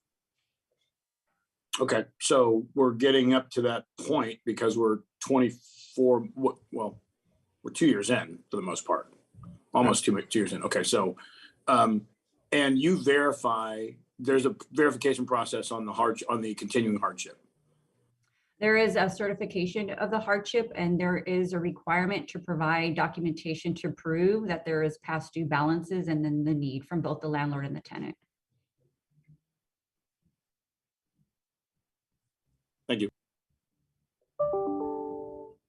Mr. Gentry, go ahead. And I will add to that, Mitch, we will get you all the information on it. It's mainly served very low income folks. And I cannot praise Zena and her folks enough for getting this done. I think this has been one of the major successes of this agency over the last year or so. And it's been some wonderful work done. And if you notice, we got the 3rd highest reallocation amount in the nation. Yes. Behind Harris County, Texas, which is Houston and Philadelphia. And I think that's pretty telling in itself. We got the need and we've had the expertise to get this money on the streets. And if you remember, there was a time we were worried about how this would play itself out. And Zena and staff, with all the support you all provided, you in particular, from SDG&E, it's been a wonderful program. Well, again, it's the right thing to do. I'm glad that we're exemplary in this. I would agree with you. This is one of the shining moments of the commission in 2021. Again, the reason why I asked the question about the dashboard, I'd like to know more. I think as a region that dashboard will help provide some additional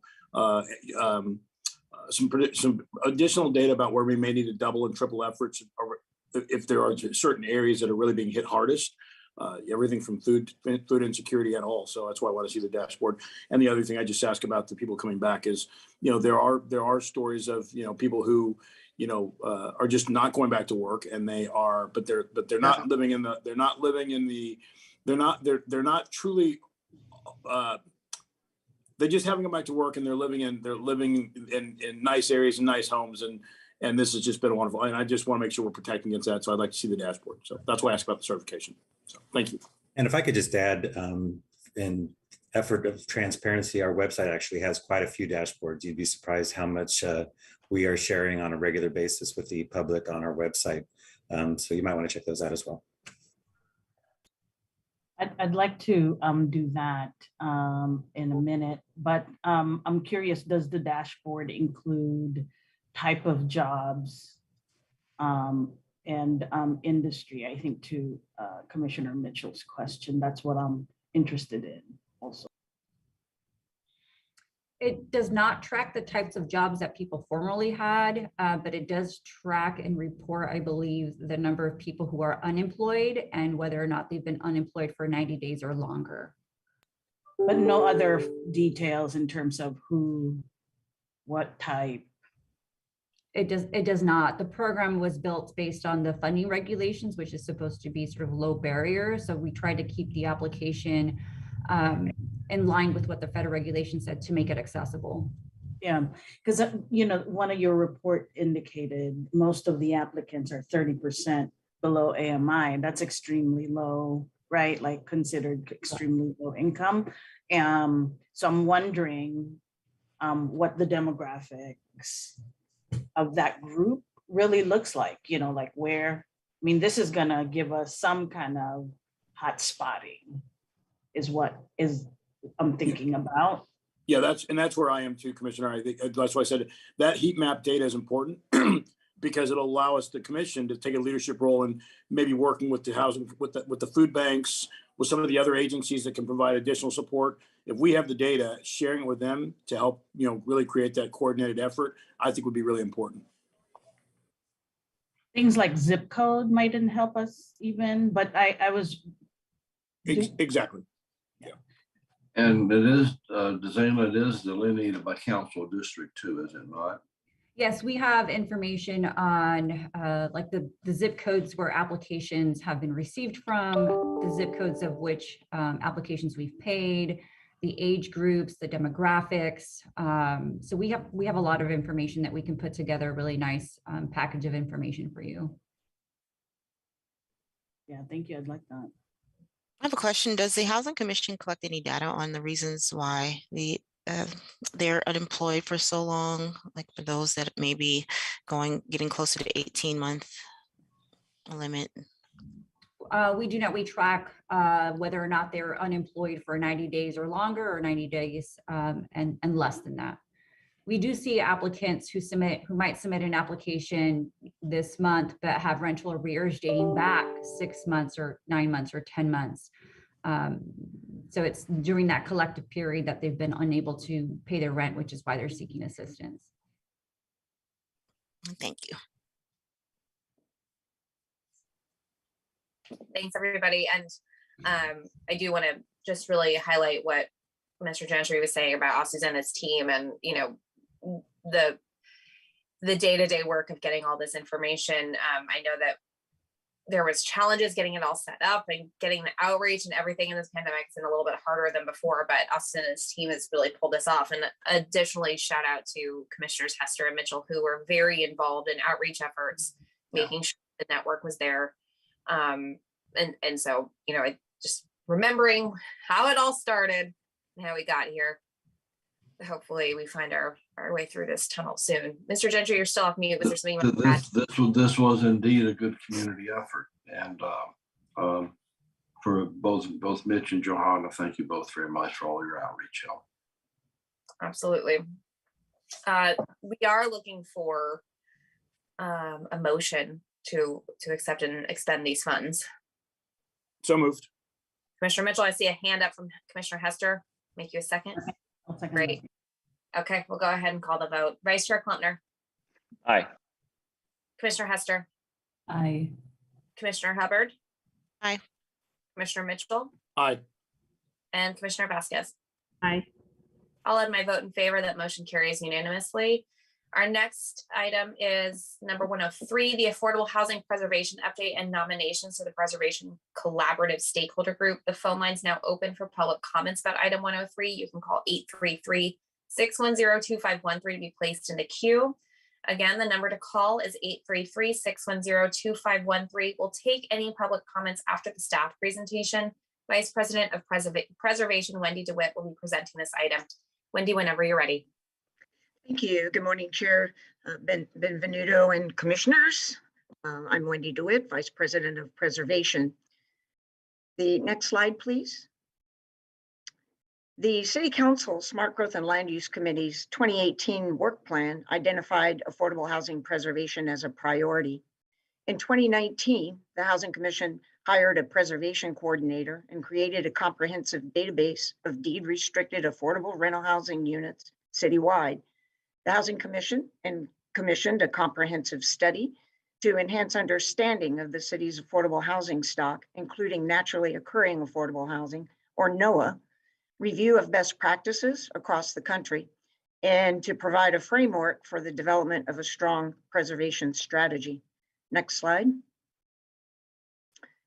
On May 28th, 2020, the Housing Commission published the report, Preserving Affordable Housing in the City of San Diego.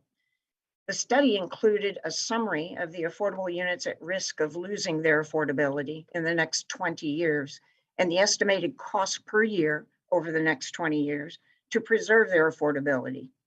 The study identified 13,450 units at risk of losing affordability, or approximately 672 units per year. Approximately 86 million in new gap funding per year would be needed to preserve these units. New state and local funding is needed for these estimated costs.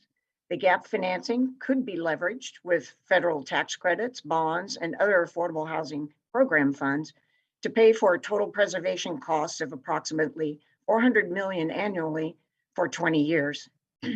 These estimates have factored in both acquisition and construction cost increases for the next 20 years based on long-term trends. Next slide. The City Council accepted the study June 2nd of 2020 and referred it to the Land Use and Housing Committee for action. This slide summarizes the actions the committee took, which ultimately led to the City Council's approval on October 27 of 2020 of 7 actions to implement a strategy for affordable housing preservation. Next slide, please. Action 1 is to direct residual redevelopment property tax trust funds, or RPTTF, to affordable housing preservation in 1-year increments and within the framework of the city budget process. The second action is to establish a strategic goal of using at least 20% of the fiscal year 2021 RPTTF as an annual base figure and any additional growth of the RPTTF in future years for affordable housing preservation. This is not binding on a future city council. These 2 actions were not recommended for implementation in fiscal year 2022 due to city budget uncertainty experienced as a result of the COVID-19 pandemic. However, the City Council approved setting aside a portion of the neighborhood enhancement fee under Complete Communities for affordable housing preservation. Staff is presently working with the city on a memorandum of understanding to administer these funds for preservation. Next slide, please.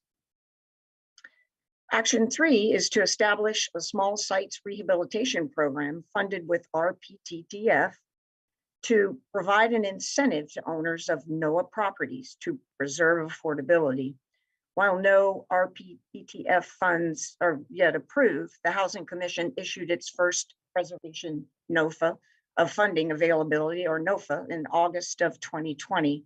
The NOFA was followed with capacity building webinars for NOAA owners who are unfamiliar with the application process. A second preservation NOFA was issued in 2021 with additional technical assistance, and one application is currently under review for funding. Action 4 is to create a public-private affordable housing preservation fund with RPTTF funds To date, there are no funds that have been allocated as yet for the seed funding to create this fund. Action 5 is to develop an affordable housing preservation ordinance. A draft ordinance is anticipated to be completed in 2022, subject to stakeholder input and subsequent presentation to the Land Use and Housing Committee. Next slide, please. The 6th approved action is to establish an interagency preservation working group. The Housing Commission convened a governmental working group to increase communication and commitment around preservation and to help align preservation policy. The working group held quarterly meetings during 2021. The group's membership included representatives from the mayor's office, city planning, city urban division, development services, city economic development, the county housing and community development, the State Department of Housing and Community Development, the State Tax Credit Allocation Committee, and the U.S. Department of Housing and Urban Development's field office. Next slide, please. The Interagency Preservation Working Group established a preservation priority matrix, provided parameters for creating strategic goals, and established the composition, term, and membership categories for a preservation collaborative to perform owner outreach and engagement. Next slide. Action 7 is to form a preservation collaborative that the Housing Commission would convene no later than 1 year after the first meeting of the Interagency Preservation Working Group. The collaborative is a community-based working group of preservation stakeholders. Representatives are to include affordable housing property owners, for-profit and nonprofit real estate developers, housing advocates, and tenants' rights groups. Membership terms are 2 years and meetings will be held quarterly. The collaborative's objectives are to reach out to owners of both NOAA and deed-restricted properties at risk of losing their affordability, to educate community members about preservation resources and funding, to revise the preservation priority matrix over time to align with the changing city goals and priorities, and to conduct community engagement and outreach. Next slide, please. The Interagency Preservation Working Group established the membership categories and the associated representative organizations shown on this slide. The collaborative would include a single room occupancy owner or stakeholder representative, with the Downtown San Diego Partnership proposed as the representative organization. The Affordable Housing Development Community with the San Diego Housing Federation as the representative organization, a tenants' rights organization with Legal Aid Society of San Diego as the representative organization, community lending with City County Reinvestment Task Force member Local Initiative Support Corporation or LISC San Diego as the representative organization, multifamily housing owners with Southern California Rental Housing Association as the representative organization, an at-large member with a member of the Barrio Logan Community Planning Group as the representative organization, and another at-large member who would be a general member with interest and/or expertise in this area. Next slide, please. And the last category, technical support, that would include a housing liaison category with the City of San Diego Economic Development Division as the proposed representative, and the housing administrator with the Housing Commission as the representative organization. Next slide, please. This morning, staff is recommending that the board take the actions shown on the staff report and on this slide. Next slide, please. That concludes staff's presentation, and I'm happy to answer any questions. Thank you. Scott, did we have any public comment or public callers? We have 3 callers in the queue. Okay, great. Let's go ahead and start with those. Actually, briefly, callers, before you begin your comments, you're going to need to mute whatever you're using to listen to this meeting. The feedback is pretty brutal and the timing's not going to line up. So go ahead and mute that and wait for Scott to give you a shout out.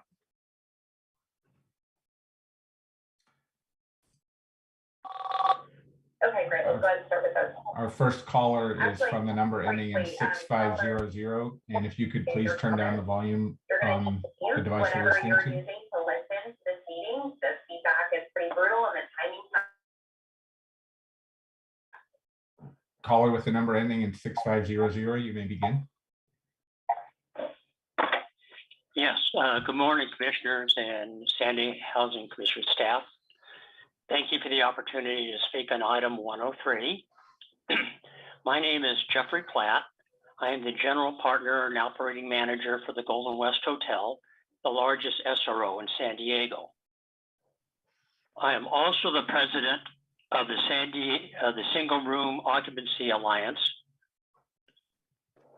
a 503c6 organization composed of the stakeholders for a majority of the privately owned SROs in downtown San Diego. I want to preface my comments by stating my admiration and support for the Downtown San Diego Partnership. With their oversight of all things downtown, they bring a high level of expertise and credibility to the proposed City of San Diego Preservation Collaborative Stakeholder Group, and I applaud their inclusion in this group, but not as the SRO owner or stakeholder representative. Rather, the Downtown San Diego Partnership should be nominated for an at-large membership. Much like you have wisely nominated the Southern California Rental Housing Association to represent the interest of multifamily housing owners, the SRO owner or stakeholder representative should be represented by an organization or individual who lives the unique challenges of ownership and management of an SRO day to day. If you choose not to have an actual SRO stakeholder or the representative join this group, let me strongly suggest that you drop the category of SRO owner or stakeholder representative so the San Diego Housing Committee and the Preservation Collaborative Stakeholder Group not falsely misrepresent our participation to the public. Thank you very much for your time. Thank you, Mr. Platt.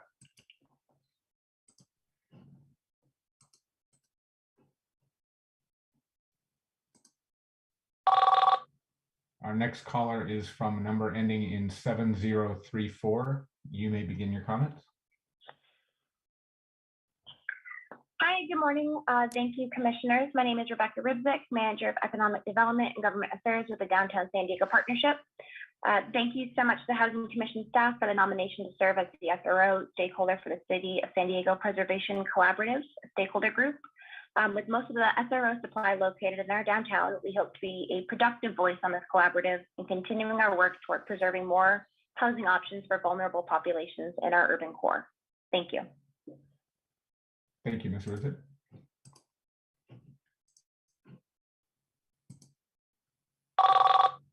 Our next caller is number ending in 7771. You may begin your comments.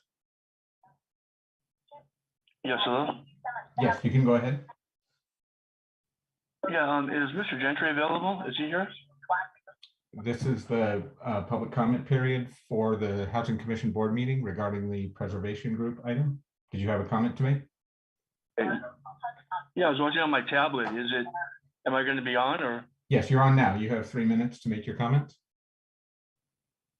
I was just wondering if Mr. Gentry is there. I don't know if I see him. Is he available? Is he? He's on the Zoom call, sir. Did you have any comments to make on this item? Is he on the screen? Is he on the screen? Yes, sir.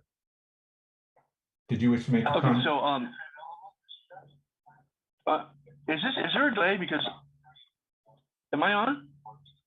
Yes, sir. You're on the meeting right now. You may make your comments. You have 3 minutes. Okay, so yes, this message is for Mr. Rick Gentry. My name is Sean Dominic Gia.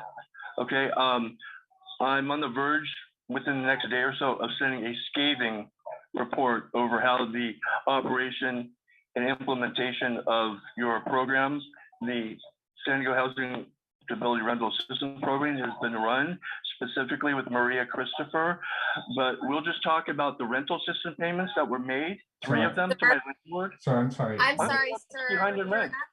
You're How actually can it talking be about that my item. situation that when I started 10 months ago, Sir. which was bad to start with because I was, Sir, gosh, I Mr. don't know, Gia? 8, 10 months behind in rent. Mr. Gia? It hasn't gotten any better. I'm 4 months behind in rent, and Sir, I've been can I with the speak for a program moment, for please? 11 months. I put Mr. Gia on hold. Madam Chair, how would you like to proceed?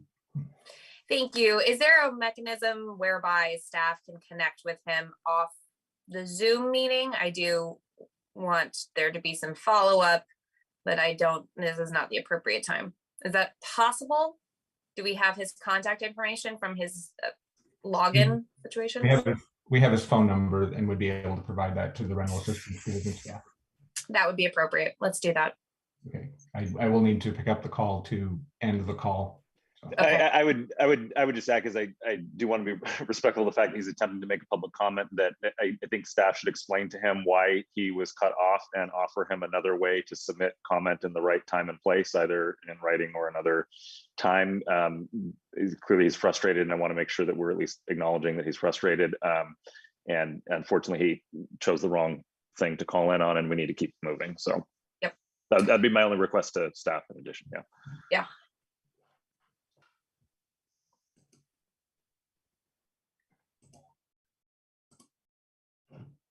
Okay, that concludes the calls for this item. Thank you. Okay, there were also 2 written comments. Before we move on to the written comments, the individual that unfortunately we had to close the connection with, in case you are watching, I hope you will contact staff. There are other ways to do so. Go ahead and call the line and the Housing Commission line, and we'll be sure to contact you. Apologies for that, but unfortunately we do have some items that we have to get through. I'll go ahead and read the 2 written public comments that were submitted for this item. First, Ricardo Flores from LISC San Diego wrote, on behalf of LISC San Diego, a local community development financial institution, CDFI, we urge the commissioners to approve the creation of the Preservation Collaborative Stakeholder Group. As one of the largest CDFIs in the nation with a local presence in San Diego for the past 30 years, we have access to secured and insured monies to provide developers/owners of affordable housing projects to encourage them to preserve and maintain their affordable housing portfolio. A strategy with financing to preserve current affordable housing while also financing the construction of new affordable housing is key to providing housing and ending homelessness. We stand ready to assist the Housing Commission as a potential member of the Preservation Collaborative Stakeholder Group. Thank you, Ricardo Flores, Executive Director, LISC San Diego. In addition, Rebecca Ribzik from the Downtown San Diego Partnership wrote, good morning, Housing Commissioners. My name is Rebecca Ribzik, Manager of Economic Development and Government Affairs for the Downtown San Diego Partnership. We'd like to thank the Housing Commission staff for the nomination to serve as the SRO stakeholder on the City of San Diego Preservation Collaborative Stakeholder Group.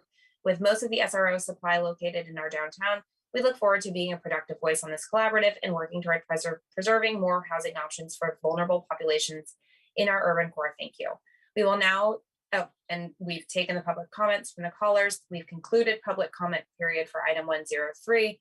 Commissioners, do you have any questions or comments on this item? Is there any feedback or a motion? Yeah. Sorry, I'm here. Go ahead. I'm trying to use the hand raising, but I know that with iPads, it's not always, yeah, no, that's okay. Yeah, so I want to thank staff. I know that, I mean, this has been years in the works, both as a subject and I appreciate everything that's come forward here. I have 2 kind of questions, one suggestion. The first one being the NOAA inventory numbers we're talking about.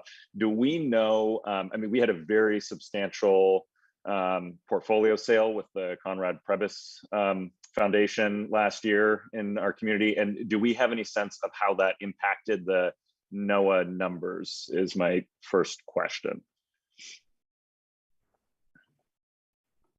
Or actually, I should say, presumably nothing substantial has happened with those properties yet, and they still exist, obviously, but do we have a sense of what proportion of these numbers that portfolio represents? As far as the exact numbers in the portfolio, we don't have those. What the study did look at, however, was the rapid loss of NOAA over the past 20 years, as well as looking forward. And from the study in 2000, there were approximately 92,000 units that were renting at 50% of AMI and below. And it projects, based on the loss of NOAA through market conditions, that by the year 2040, we'll have approximately 9,000 units renting at 50% and below by the year of 2040. So it was a pretty impactful finding from the study, which is a reason that there is a focus on this naturally occurring affordable housing. Brian, I can add to that. Sorry about, oh, you're on mute too, Brian, just FYI. Thank you. So, no. But real quick, we are in touch with that purchaser, and all indications it is still operating as intended. I will note that a large amount of that portfolio was outside of the city. Doesn't, change the impact, but did want to note that as well. And I know you had another question. Yeah, thank you. That's very helpful. And I would just say, since that is, a lot of this is happening on smaller scale, obviously, and that is the one that seems to be on a large scale, and the current owner is very well capitalized firm. I think it would be helpful if at some point in the future, if it's possible, if it's not too much trouble, for us to cross-reference the APN numbers in the study with that sale, just so that we have some sense. And the point about not all of it being in the city of San Diego, that I hadn't quite thought about that. Very good point. Thank you. Yeah, and again, if the news is that this is actually a relatively small percentage of the total issue we're dealing with, that's great. And maybe there's not a lot to do with that. But I am curious if it does represent a significant chunk. It seems like maybe something that we should be thinking about, since it's the issue of a single owner holding that much portfolio and probably having plans in mind is a bit of a dynamic that's kind of different than the original scope of the study. So that's part. The second thing is the caller. I forgot the name of the hotel already, and the caller. My apology, but I think he was making a good point as to which of the seats the downtown partnership should hold, and as I was thinking about his comment, the downtown partnership has been a very integral stakeholder in this subject of the SROs, but they really are kind of coming at it from a little bit different perspective than an owner or operator, which is they're thinking of the entire community impacts and how it affects a larger neighborhood, which is just a sort of different set of concerns. And I understand that that they have members that are SRO owners and that sort of thing, and so it's a holistic view that they're taking, but that is somewhat different than the perspective of an actual owner operator. And the reason why I'm a little bit concerned about them being the stand-in for an owner operator is that these programs we're dealing with, we're really making a lot of assumptions about how both tenants and property owners will respond to these programs. And as we've seen with other programs over the past couple of years in particular,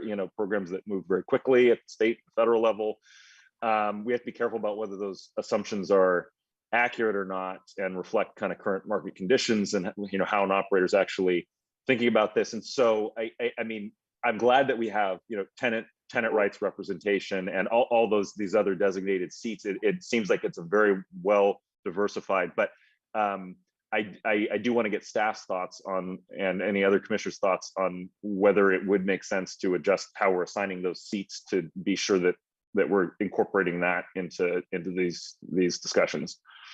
Yeah, and I can start us off here, Commissioner. So the caller was Jeffrey Platt with Golden West. Did want to clarify that we work very closely with Jeffrey on a host of matters, downtown matters. This particular appointment was brought forward from the interagency working group as a recommendation, to your point, because a lot of the SRO owners do sit on the downtown partnership, and it kind of seemed like a good bang for the buck recommendation. So just noting that the working group did make that recommendation. Thank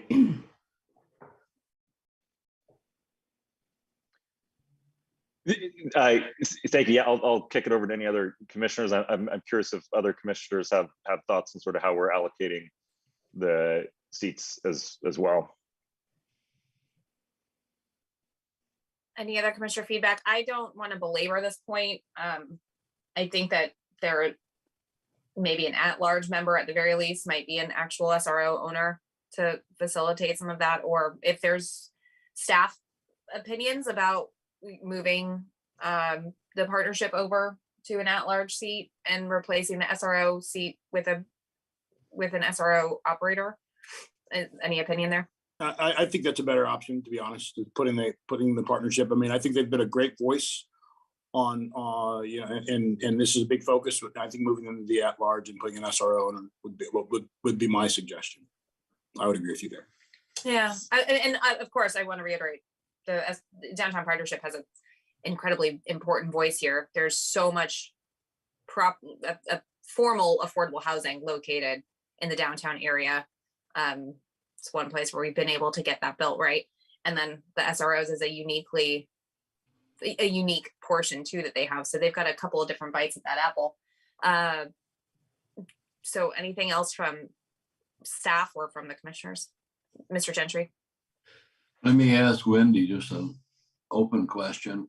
If we do any rearranging here, do we have to take this back to the nominating committee, or do we have the okay?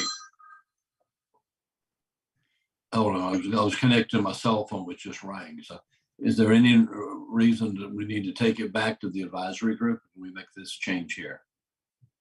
I think the advisory group made these suggested representative organizations, and then 2 at-large were left open to have anyone with special expertise. So I don't see why, if the board decides that this special expertise would be good. And let me then say I agree with the observations by the board, and I think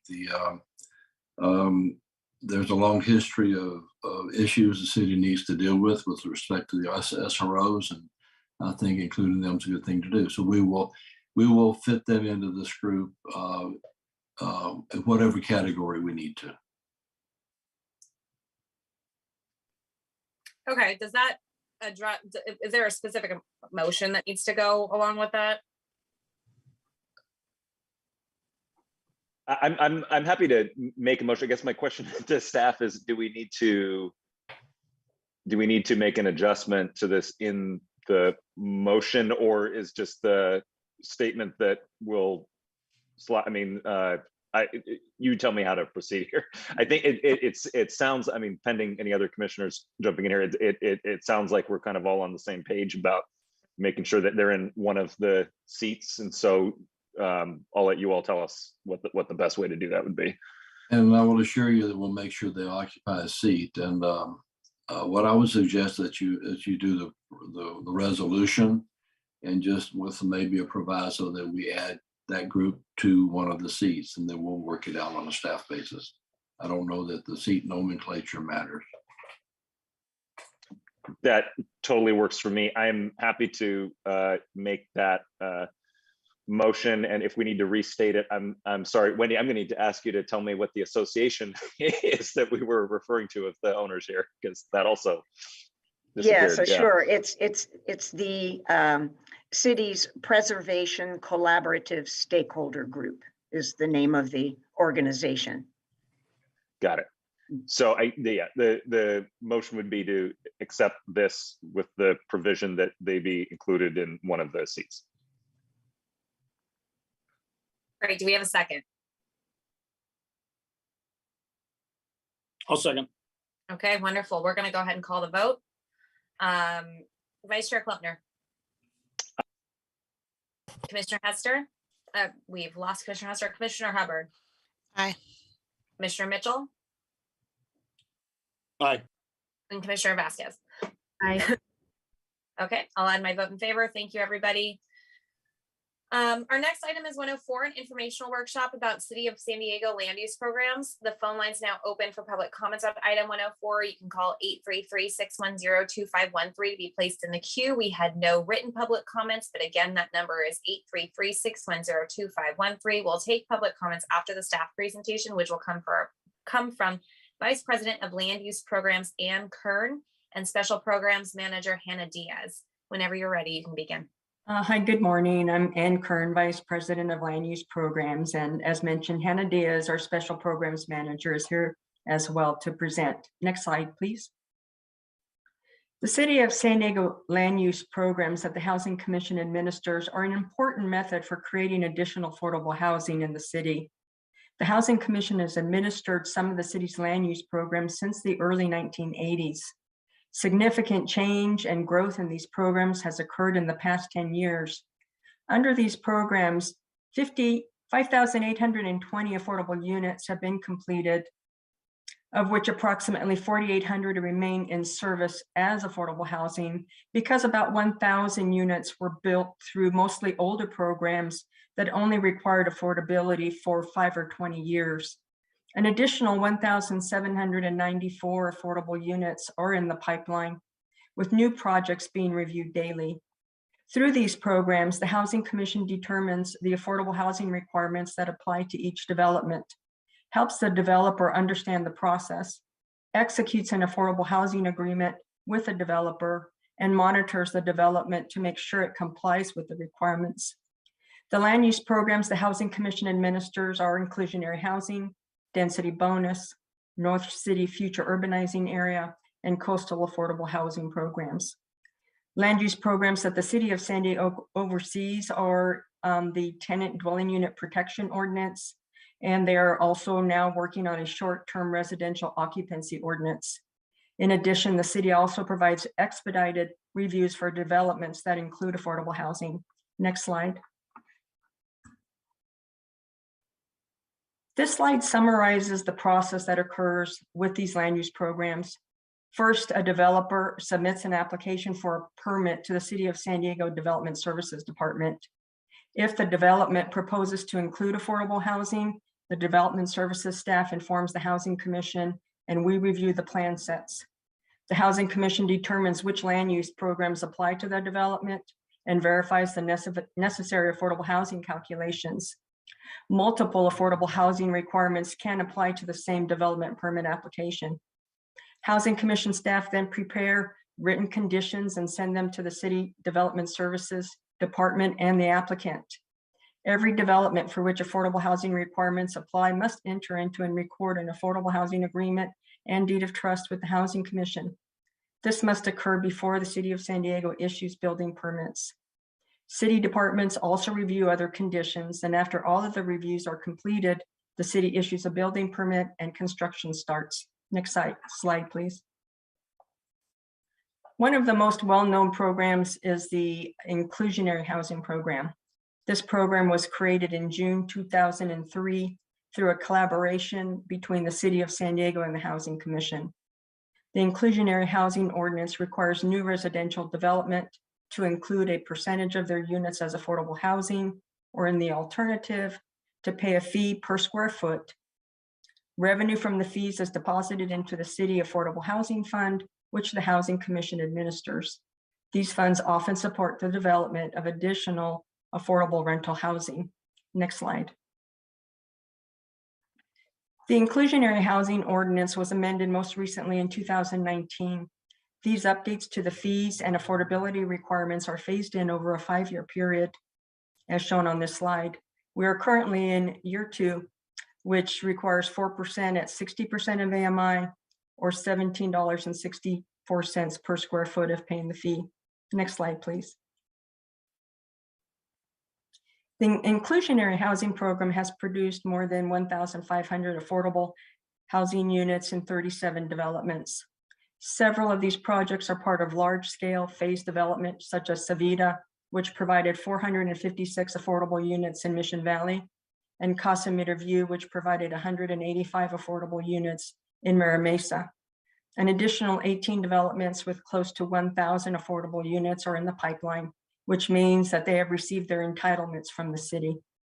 These projects include the recently approved Three Roots development in Carmel Mountain Ranch with 180 affordable units, the Riverwalk development in Mission Valley with 430 affordable units, and the Trails at Carmel Mountain Ranch with 120 affordable units.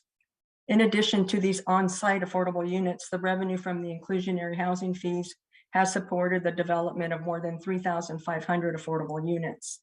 Now, Hannah will provide details on some of the additional programs. Next slide.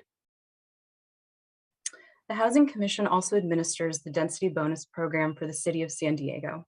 Density Bonus is a state-mandated program that the city implements through the San Diego Municipal Code. In exchange for providing affordable housing units, the developer can build at a higher density and receive additional incentives such as reduced parking requirements. In recent years, the city has been a leader in adopting enhanced density bonus options to produce more affordable units. The city's density bonus programs are shown on this slide. Since inception, the city has offered density bonus units based on unit calculations.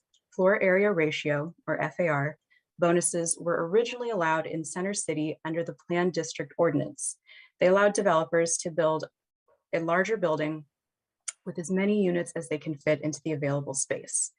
This option has been expanded under the Complete Communities program for developments within a transit priority area, and 40% of the base units must be affordable for households with very low or moderate incomes.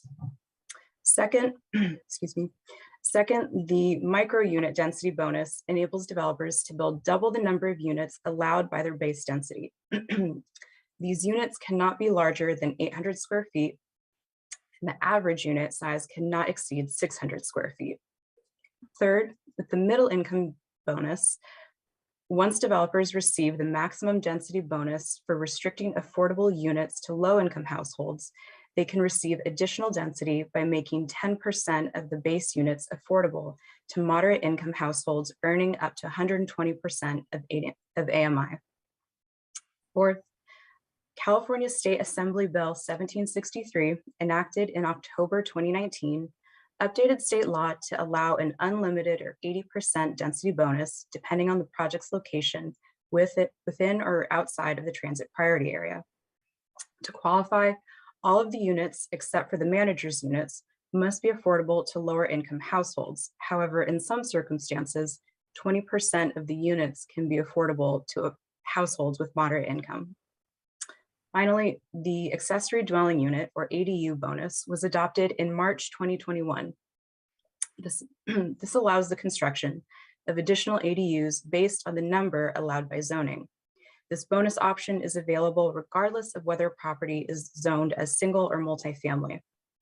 For every deed restricted affordable ADU, one market rate ADU can also be built. If a property is located within the transit priority area, the developer can build an unlimited number of ADUs as long as they fit within the floor area ratio and setback requirements. If the property is outside of the transit priority area, only one affordable unit and one market rate unit can be built. Under this program, developers have their choice of affordability levels at 50%, 60%, or 110% of AMI for restrictions that will be in place for 15 years.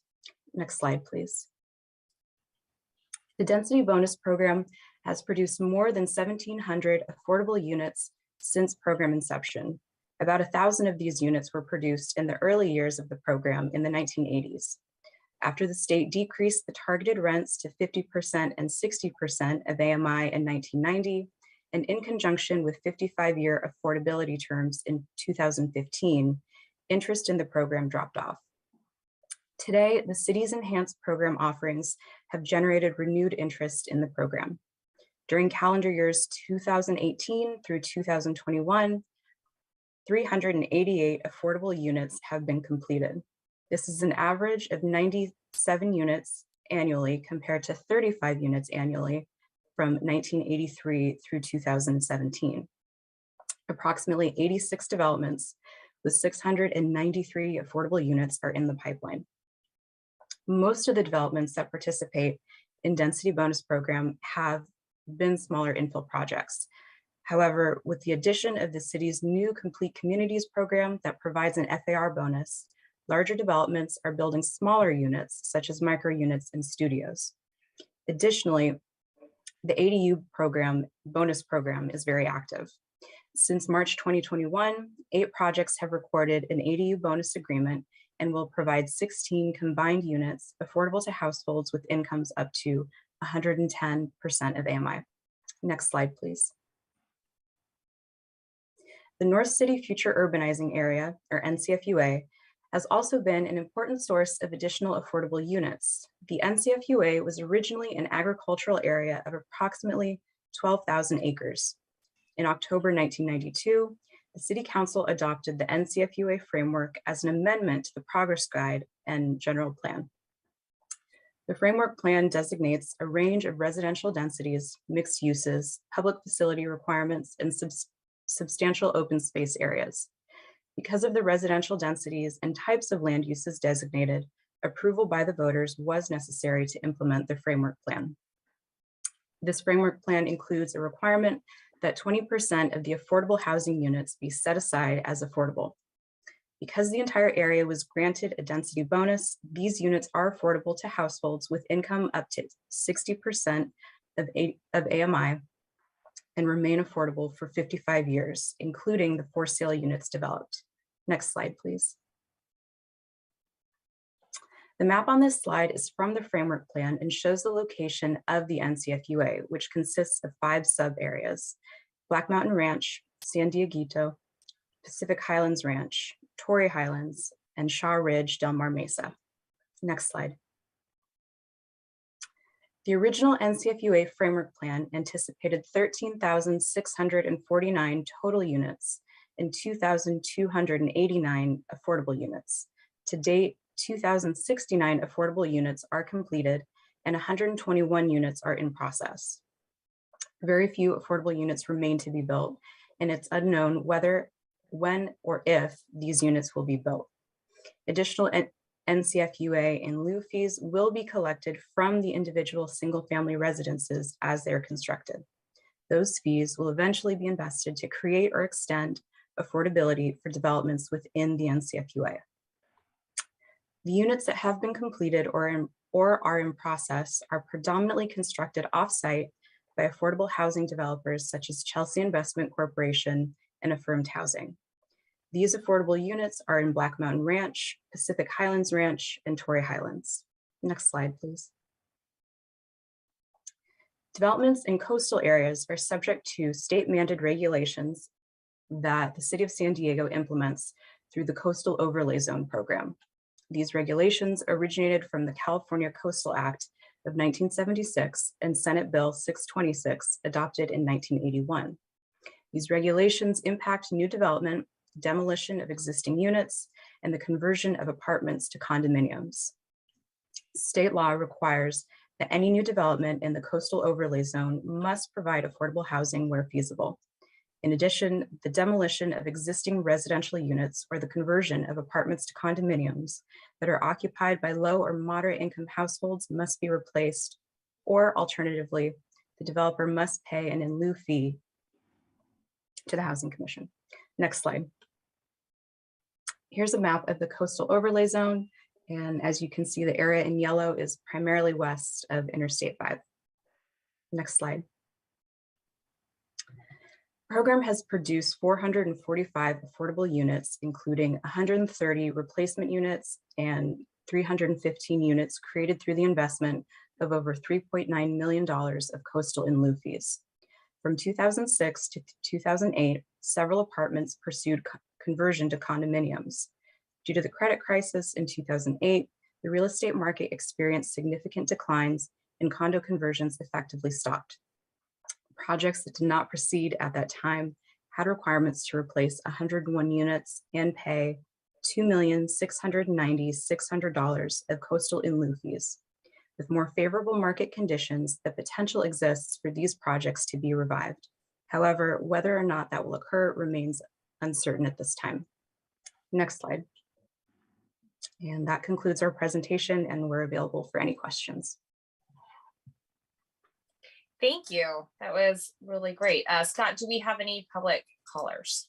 We have one caller in the queue with the same number as the last caller from the last item. I can inform him that we've forwarded his number to the Rental Assistance Division and give him the opportunity to talk about land use programs if you'd like. Yes, please. Scott, can you have somebody call him so that he's not today, like within the hour? Yes, we've provided his number to the Vice President of Rental Assistance, and I believe she's in the process of having someone call him. Okay, thank you.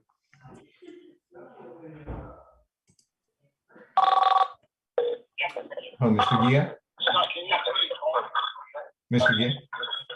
Yeah, Can you turn down the volume on the device you're listening to? I apologize. I just was told to call back. Yeah, this is the opportunity to make comments about the land use presentation. We've provided your phone number to the Rental Assistance Division's Vice President for someone to get back to you regarding the items you mentioned earlier. But if you'd like to make any comments. You've done that. Okay. I'm sorry. You have done that, is what you're saying. You've given them my phone number. Okay. Yes. I appreciate that. Okay. Did you? Okay. Thank you, sir. Thank you. Have a good day, sir. You too. I appreciate it. We do not have any other callers in the queue. Okay, great. Commissioners, do we have any questions or comments on these items that were in the presentation? I think Melinda's first.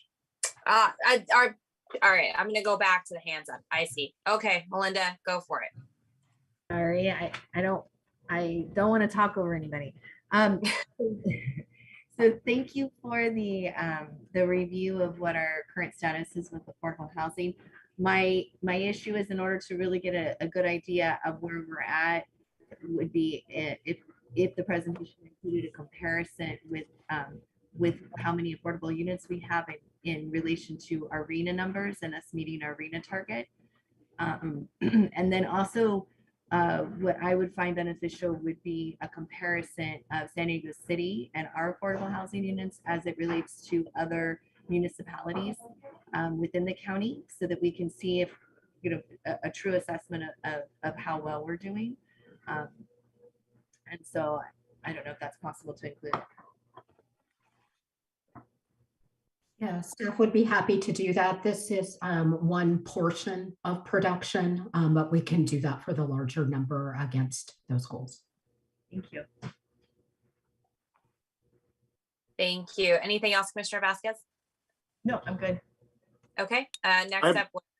So next we're gonna do Rick, and then we gotta go to Vice Chair Klopner, and then we'll go to you. Go ahead and do Ryan. Go ahead and do Ryan first, please. Okay, Vice Chair Klopner. I just wanted to really quickly thank staff. It was a very informative, helpful presentation. I think I, like probably most of us, kind of follow these policies in isolation one at a time.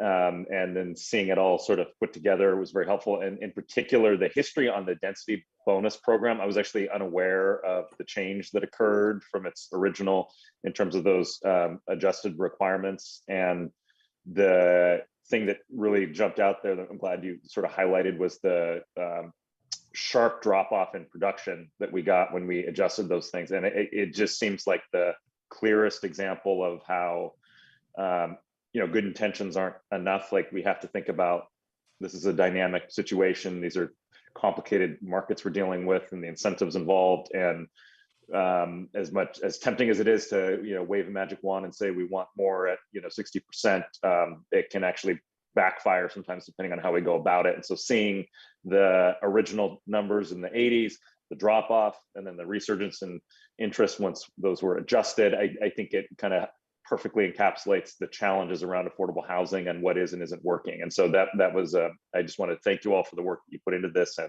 and yeah, appreciate it. Thank you. Rick, did you want to go, or do you want to go for let Commissioner Mitchell speak? Let Mitch go. Let Mitch go first. Okay, Commissioner Mitchell.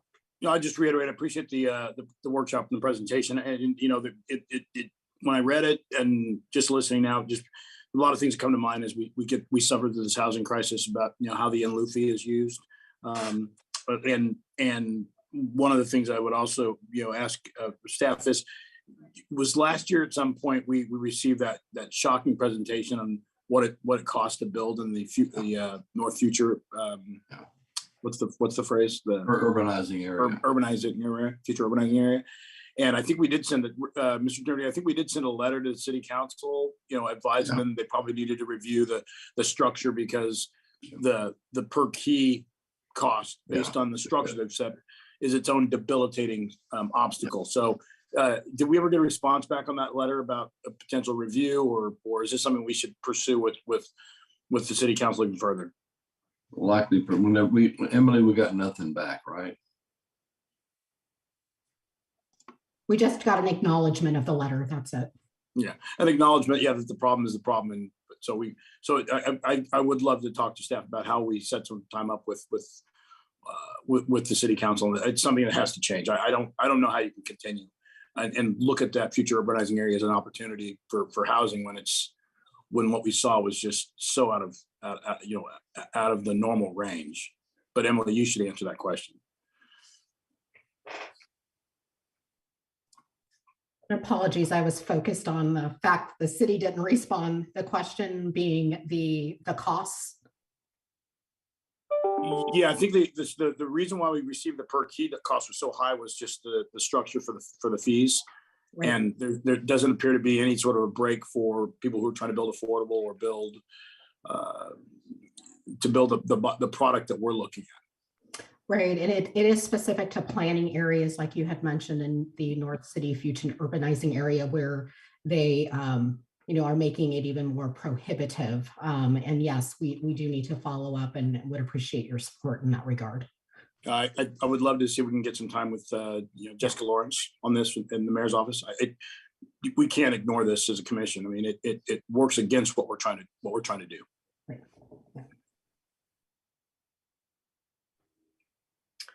Great, thank you. Any other questions or comments? This is an informational item, so there's no action. Just two comments, if I could, Madam Chair. The first is, of course.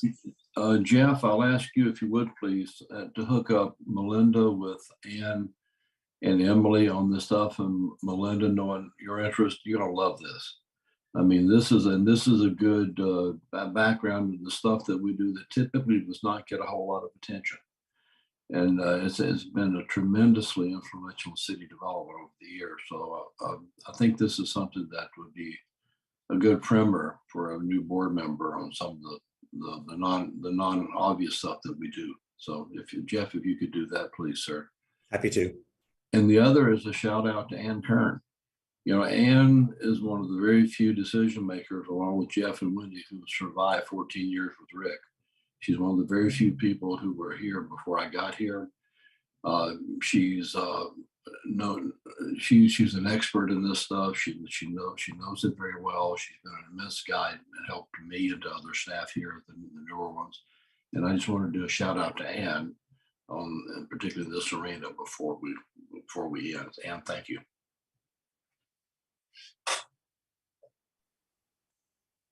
Thank you, Rick, for the kind words. I appreciate it very much. Okay, thank you, everybody. Undoubtedly, we'll all continue to watch these policies as they move forward or evolve, or somebody has new ideas about reforming them, which seems to happen every couple of years. So that was an informational item. There is no action required. We're going to go ahead and convene in closed session. The phone line is now open for public comments about the closed session agenda. You can call 833-610-2513 to be placed in the queue. There's no written public comments submitted for closed session. Again, that number is 833-610-2513. Mr. Christensen, will you please announce the closed session agenda for this morning? Afternoon. Yes, Madam Chair. The Housing Commission will convene in closed session after public comment and after commissioner comment, if any, to discuss item Roman numeral 4A, which is public employee performance evaluation of the President and Chief Executive Officer. That concludes the matters that will be discussed in closed session. Great. Thank you very much. We'll now take public comments from callers about the closed session agenda. Do we have any callers at this time? We have, excuse me, we have about 30 seconds left, but no callers yet. Okay, great.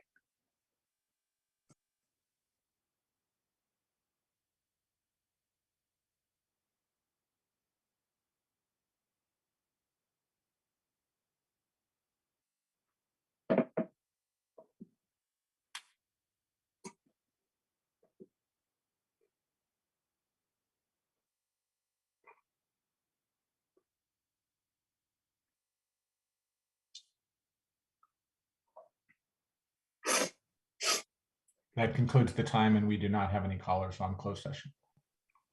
Okay, great. This concludes a public comment period for closed session. After closed session, the board will reconvene in open session, and General Counsel Chuck Christensen will announce actions taken during the closed session. So we're going to go ahead and move into closed session. We'll wait for the adjustment. Quickly, for those that are staying on for closed session, let's